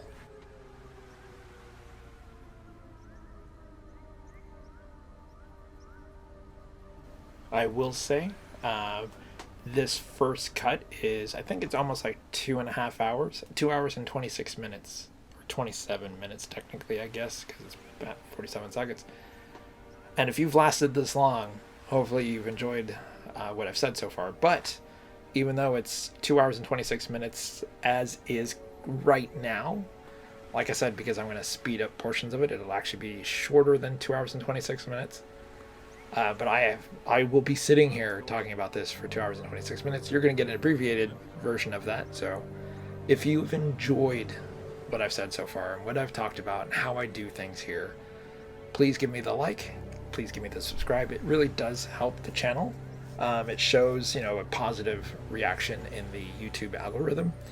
And also, if you're one of those people, for whatever reason, you click a dislike on my video, please actually tell me why in the comments you click dislike, because if it is something that I can fix, I would like to fix it. Like, if it's just, hey, you have a boring voice, there's probably not much I can do about that. But hey, if it's, hey, when you talk there's a loud popping sound, you know what, I dug up a new mic, let's see if this works out better. Or I don't like how you do XYZ, or whatever it might be. Someone didn't give me a dislike, but they gave me a feedback that says, hey, I usually watch your videos at night, and the left-hand side where it has the Sierra logo and Let's Play Sierra Games, it used to be white. So if you look at my older videos, it used to be white, and he said, hey, when I watch it at night, it kind of lights up my whole room and just keeps me awake rather than just letting me go to sleep watching your video.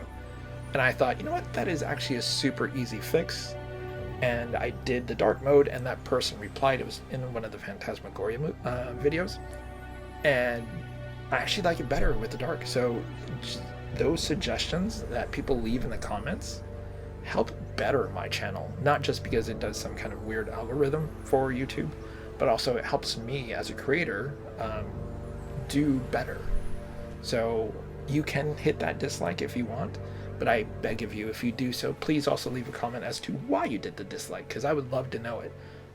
Personally, I'd rather that you just click the like, because that's a better algorithm for YouTube versus a dislike, and then just tell me in the comments why you want me to improve something. That's even better than clicking the dislike, because dislike kind of shoves it in the wrong direction, whereas the like is a better direction. But you can still tell me what you want improved, because like I said, I read all the comments and I try to listen to anyone who says anything in the comments to try to improve the channel.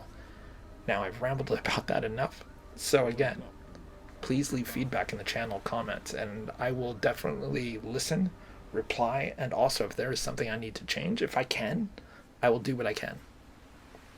Let's get back to questing for some glory. So a shiver of cold comes over you. You sense no danger. So there's something about this area here, and sure enough, I am what was once a Paladin Piotr. So remember, we read about him in the book. So in the guild hall, we read about how he was going to go find the dark rituals, destroy them, and put an end, but we never saw another journal entry after that. So we read about how he knew Marana and all this other stuff, but he never got to complete his quest.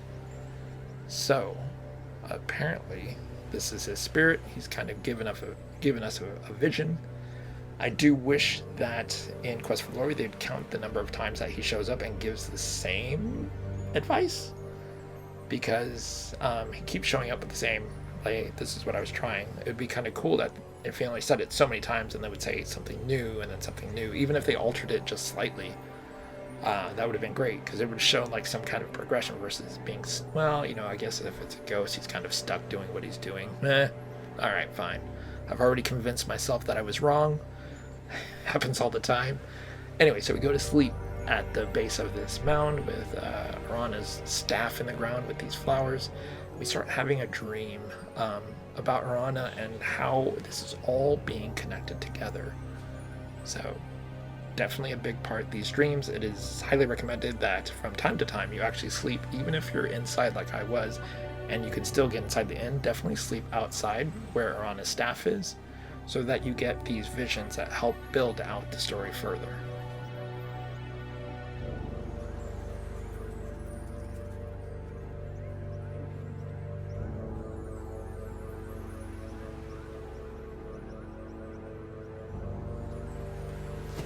He really has no faith that we're gonna live. We're about to change your world, buddy. In one of these videos. Alright, before we take off, let's go get that free... Well, it's not even a free meal, right? It comes with the room, if you will. So now we're going to eat some plain but nourishing breakfast. It has more than a bit of garlic added for spice. So again, I just need to sit, you get the meal for free, you eat automatically. And so let's go out and quest for some glory. But first, let's build up that climbing skill, because we're going to need it to get over the dang gate. So once again, what are we going to do? We're going to do another climbing montage.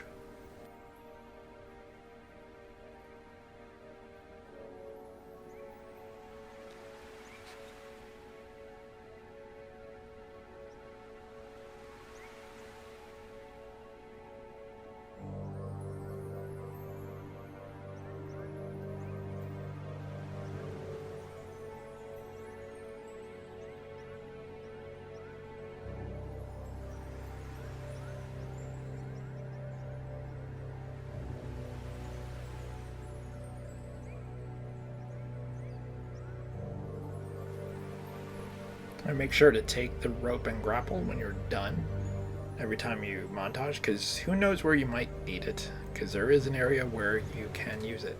Now we're going to do some leg day, but there's only a certain amount of punishment our body can take. Apparently climbing that rope was enough, so you can only build up your leg day a little bit, unlike the rope. The leg day thing is like, once it taps out for the day, that's it.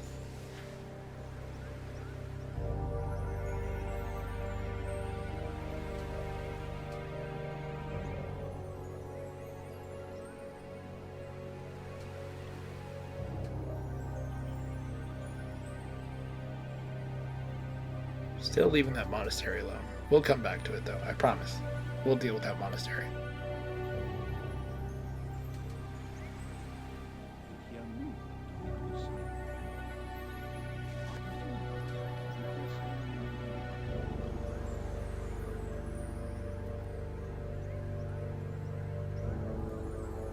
Alright, so we've come back to the inn, and now there's a new person here. And the Coles must have something about jesters, because in Quest for Glory 2, they had Keep On Laughing, which is very jester-like. And then there's this guy.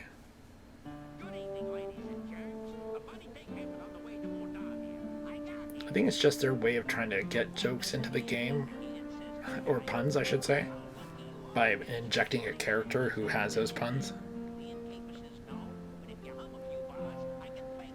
Personally, or I should say, in the beginning, all of these guys' jokes fall flat, and you find out, we'll get to it in just a moment, that he was actually cursed by none other than someone we're all familiar with if we've played the Quest for Glory series, Baba Yaga.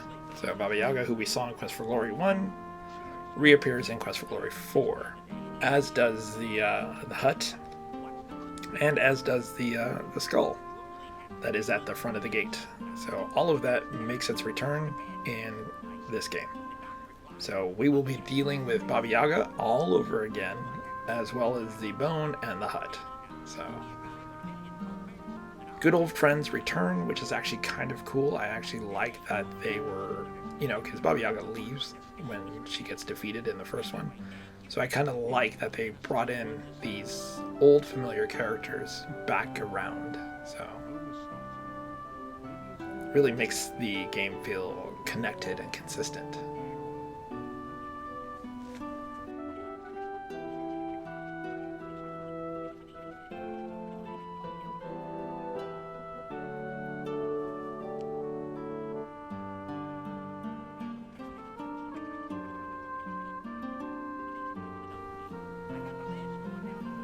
I will say I just noticed that his staff with the Chester head bears if the colors were a little bit different, bears a striking resemblance not to himself, but rather to Malcolm from Legend of Carandia. Man, that would have been cool if they would have changed it to, at least for the staff, to change it to Malcolm's head.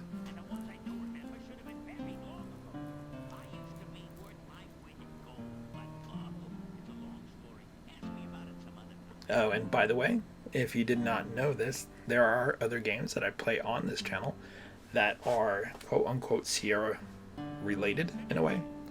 So for example, I played Blue Force, which was by Jim Walls, who did the Police Quest series. That is on my channel, you can check that out. And I also did the Legend of Carandia series because it reminds me very much of the King's Quest series. As a matter of fact, the first Legend of Carandia game had a sticker originally that said, hey, if you like King's Quest, you'll love this game. Until Sierra was like, no, you can't use us to help sell your game. Take that off before we sue you. So they took that off. But it definitely does have a King's Quest vibe to it, especially the first and second one. The third one, not so much. When you're Malcolm, it does not feel like King's Quest. The first one definitely feels like King's Quest. It feels like King's Quest 6. The first Legend of Carandia, and then the second Legend of Carandia feels like King's Quest 4. And then the third Legend of Carandia feels nothing like King's Quest. It feels very, very different. But overall, the third one is still an okay game. It's my least favorite by far of the trilogy for Legend of Carandia. But all three of those are also on this channel. So you can check out Legend of Carandia 1 through 3 as well as commentary. So once you're done with this, go ahead and give that a look. Check it out. If you haven't played the Legend of Carandia series, you should. It's on GOG. Very, very cheap, so definitely check it out. But after you listen and watch this video, because I need the views and the clicks and the likes and the subscribes. So do all of that before you check out anything else. But when you do check out the other things on my channel, don't forget to leave a like on those as well, because it helps the channel. Alright, back to questing for some glory.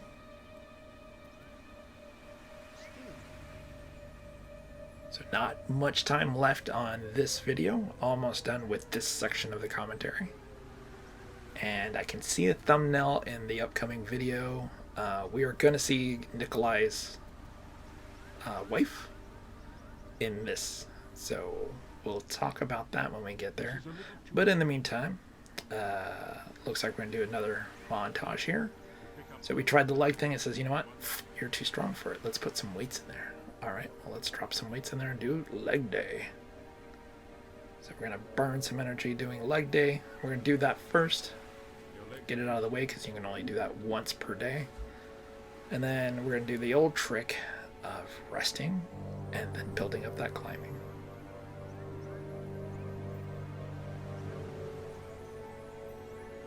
Actually, climbing is at 400. I just noticed that. So we are not going to do some climbing. There's no need to, because I think 400 in Quest for Glory 4 was the max.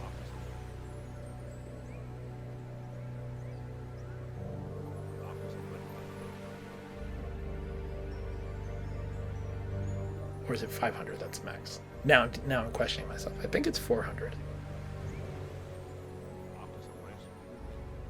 So I think we've already maxed out our climbing. That way we can climb over the gate whenever we need to.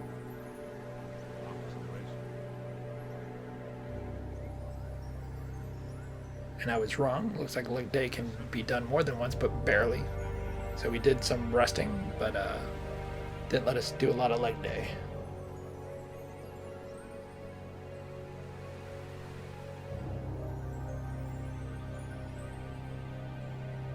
And that's what we're doing here. We're building some character for our guy.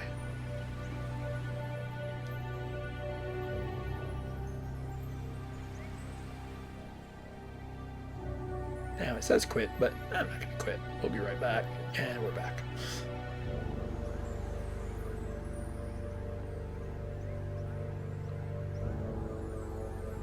Once again, become a little obsessed with that secret passage back there. I should be able to climb the book rack now that my climbing is 400 and I have a rope. But nope, It's not a good place to practice your throwing. I'm not trying to practice my throwing. I'm trying to practice my climbing to get up into that secret passage you've shoved in my face that I can't get to. But fine. Fine, if you won't let me go into my secret passage. Take a quick look at my character and see what we can do. Nothing about that secret passage, but still.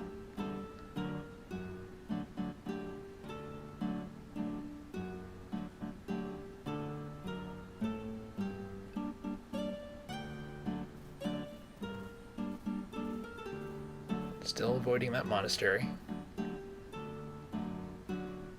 Don't worry, eventually I head for that monastery and make a very tragic, quick, deadly, fatal mistake.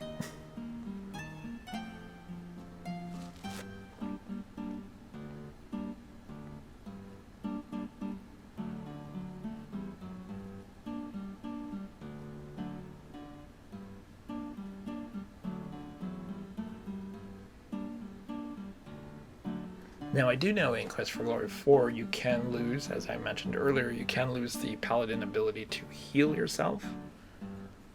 I don't know if you can lose all of your paladin abilities. I think that was possible in one of them. I think in Quest for Glory 3 you lose all your paladin abilities. Might be wrong though. I don't want to find out. But if you happen to know, feel free to let me know in the comments if you can actually lose all of your paladin ability. Oh, hey. Real quick, just a second ago, you saw that bird that flew and landed on that rock. That bird shows up a number of times, and I could never figure out what to do with that bird. And it seems relevant because it keeps showing up. So it'll show up on this screen, and there's a few other screens where it'll stop and it'll land. But I cannot figure out what to do with that bird. So if you happen to know what is up with that bird, if there is anything you can do with that bird, or if it's just ambient, like creatures in the background kind of thing, let me know in the comments, because I have not figured out what you can do with that bird, or if there is anything you can do with that bird. It just seems like there should be something you can do with it, because the way it just flies in and lands. It's not like it just keeps flying by.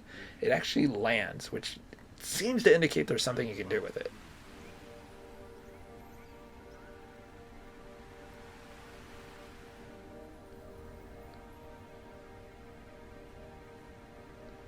There's a wyvern, which the Burgermeister mentioned is in the valley. But I'm feeling pretty good about myself, except he just poisoned me. But should be okay. The poison does wear off if you have enough health to survive its damage.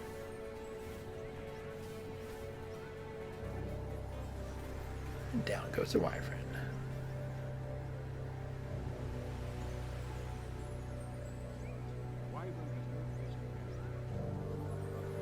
Pretty funny. Wyvern has no place to carry treasure. This is one reason why dragon hunting was more popular.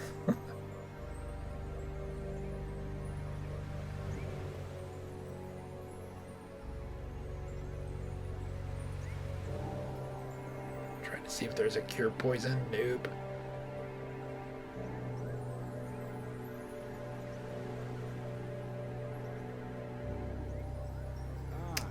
And the cure paladin heal does not cure the poison, but it does give you health back, which is still nice. It ensures that hopefully you won't die from the poison.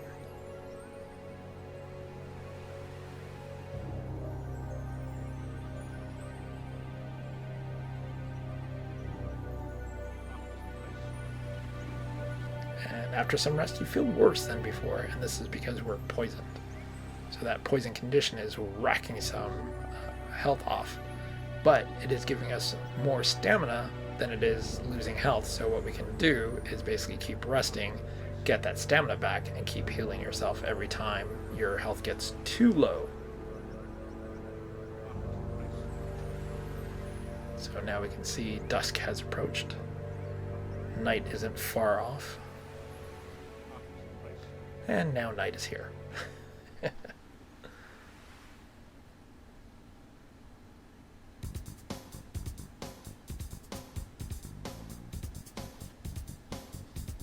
And that seems ominous right there. Looks like a ghost.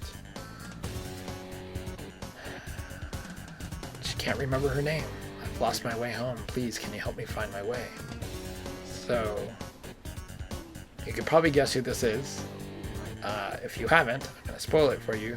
Her name is Anna, but she doesn't remember. She's trying to find her way home. I keep getting lost. Can you show me the way to town? So this is Anna. This is Nikolai's wife. So the apparition vanishes when she says, please show me the way back. Now the thing is, when you go back, she won't be able to follow. She's bound to that spot where she perished. So when you come back later and talk to her, she'll say, why couldn't I follow you? Why am I here? And here's a wraith, because you can see the wraith stone.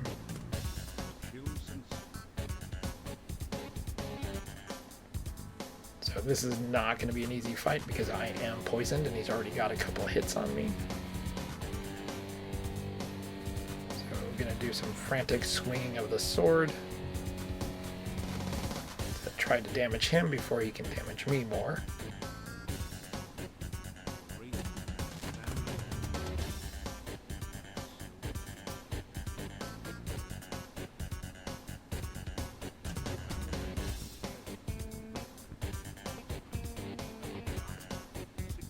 Dual-stud tiara, some crowns, some kopecks, and a few old bones. The old bones, I know what were used for it. I don't know if that tiara ever comes into play. I don't know if you can sell it or what the idea is for it. Can't remember doing anything with that tiara.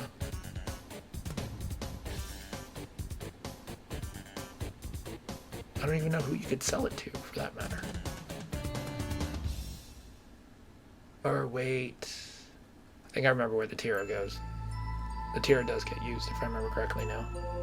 There's someone later on in the game that will, if I remember correctly, give the tiara to.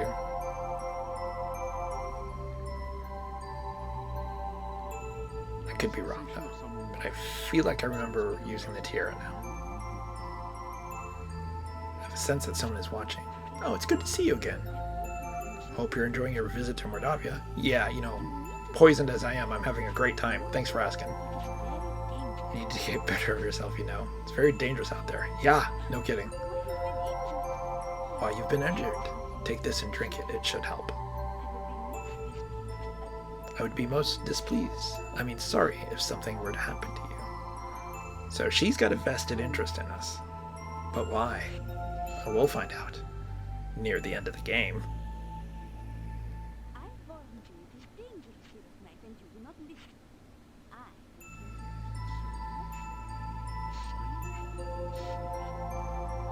Tells you it's dangerous. And she has given us the frostbite spell. Perhaps that'll help you stay alive when I'm not around. That's great. So we drink it. Feels great. Takes away the aches and pains, but it does not take away the poison. But now we have an empty flask. So now we can talk to her. We already know her name's Katrina. And what shall I call you? You call me Daddy. I can ask her a couple of questions. She will end up fleeing before we get through that tree of dialogue. So I don't know if there's certain questions you need to avoid to get the most out of her. I do notice one that says it's a date and it's really far down. Unfortunately, I don't get to it if I remember correctly before she decides she needs to go. I need to go now.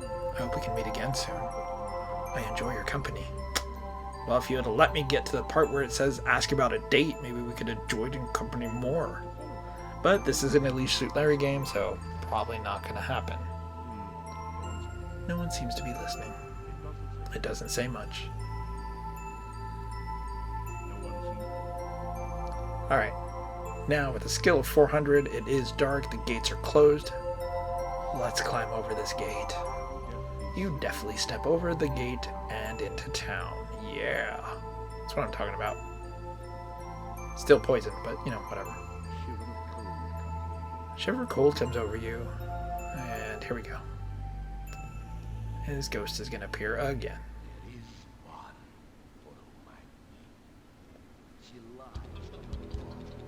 There's for one who she weeps. So this is a different message. She lies in her watery grave, her heart broken. Speak with the gypsies on how to free her spirit. So he's now given us a clue about the lady in the lake now that we've talked to her. So free the Rasuka and heal her sorrow. So now we kind of have a clue. But these gypsies he's talking about, haven't seen them yet. So don't know what gypsies he's talking about, but somewhere in here, right along with these vampires and werewolves, is also the traditional gypsy.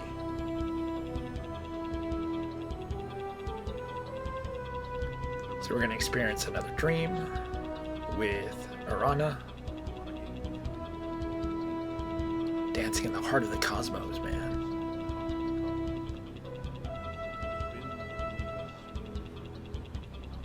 The universe swirls. Suddenly something calls out to you. Things look a little dark. Getting darker. Getting really dark. You feel coldness rapidly devouring you. That's not a good sign.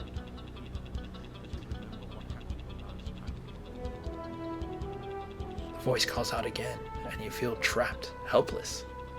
The closer you get to the voice, the greater the fear. It's a voice of pain, a voice of death. Ugh, bad sign.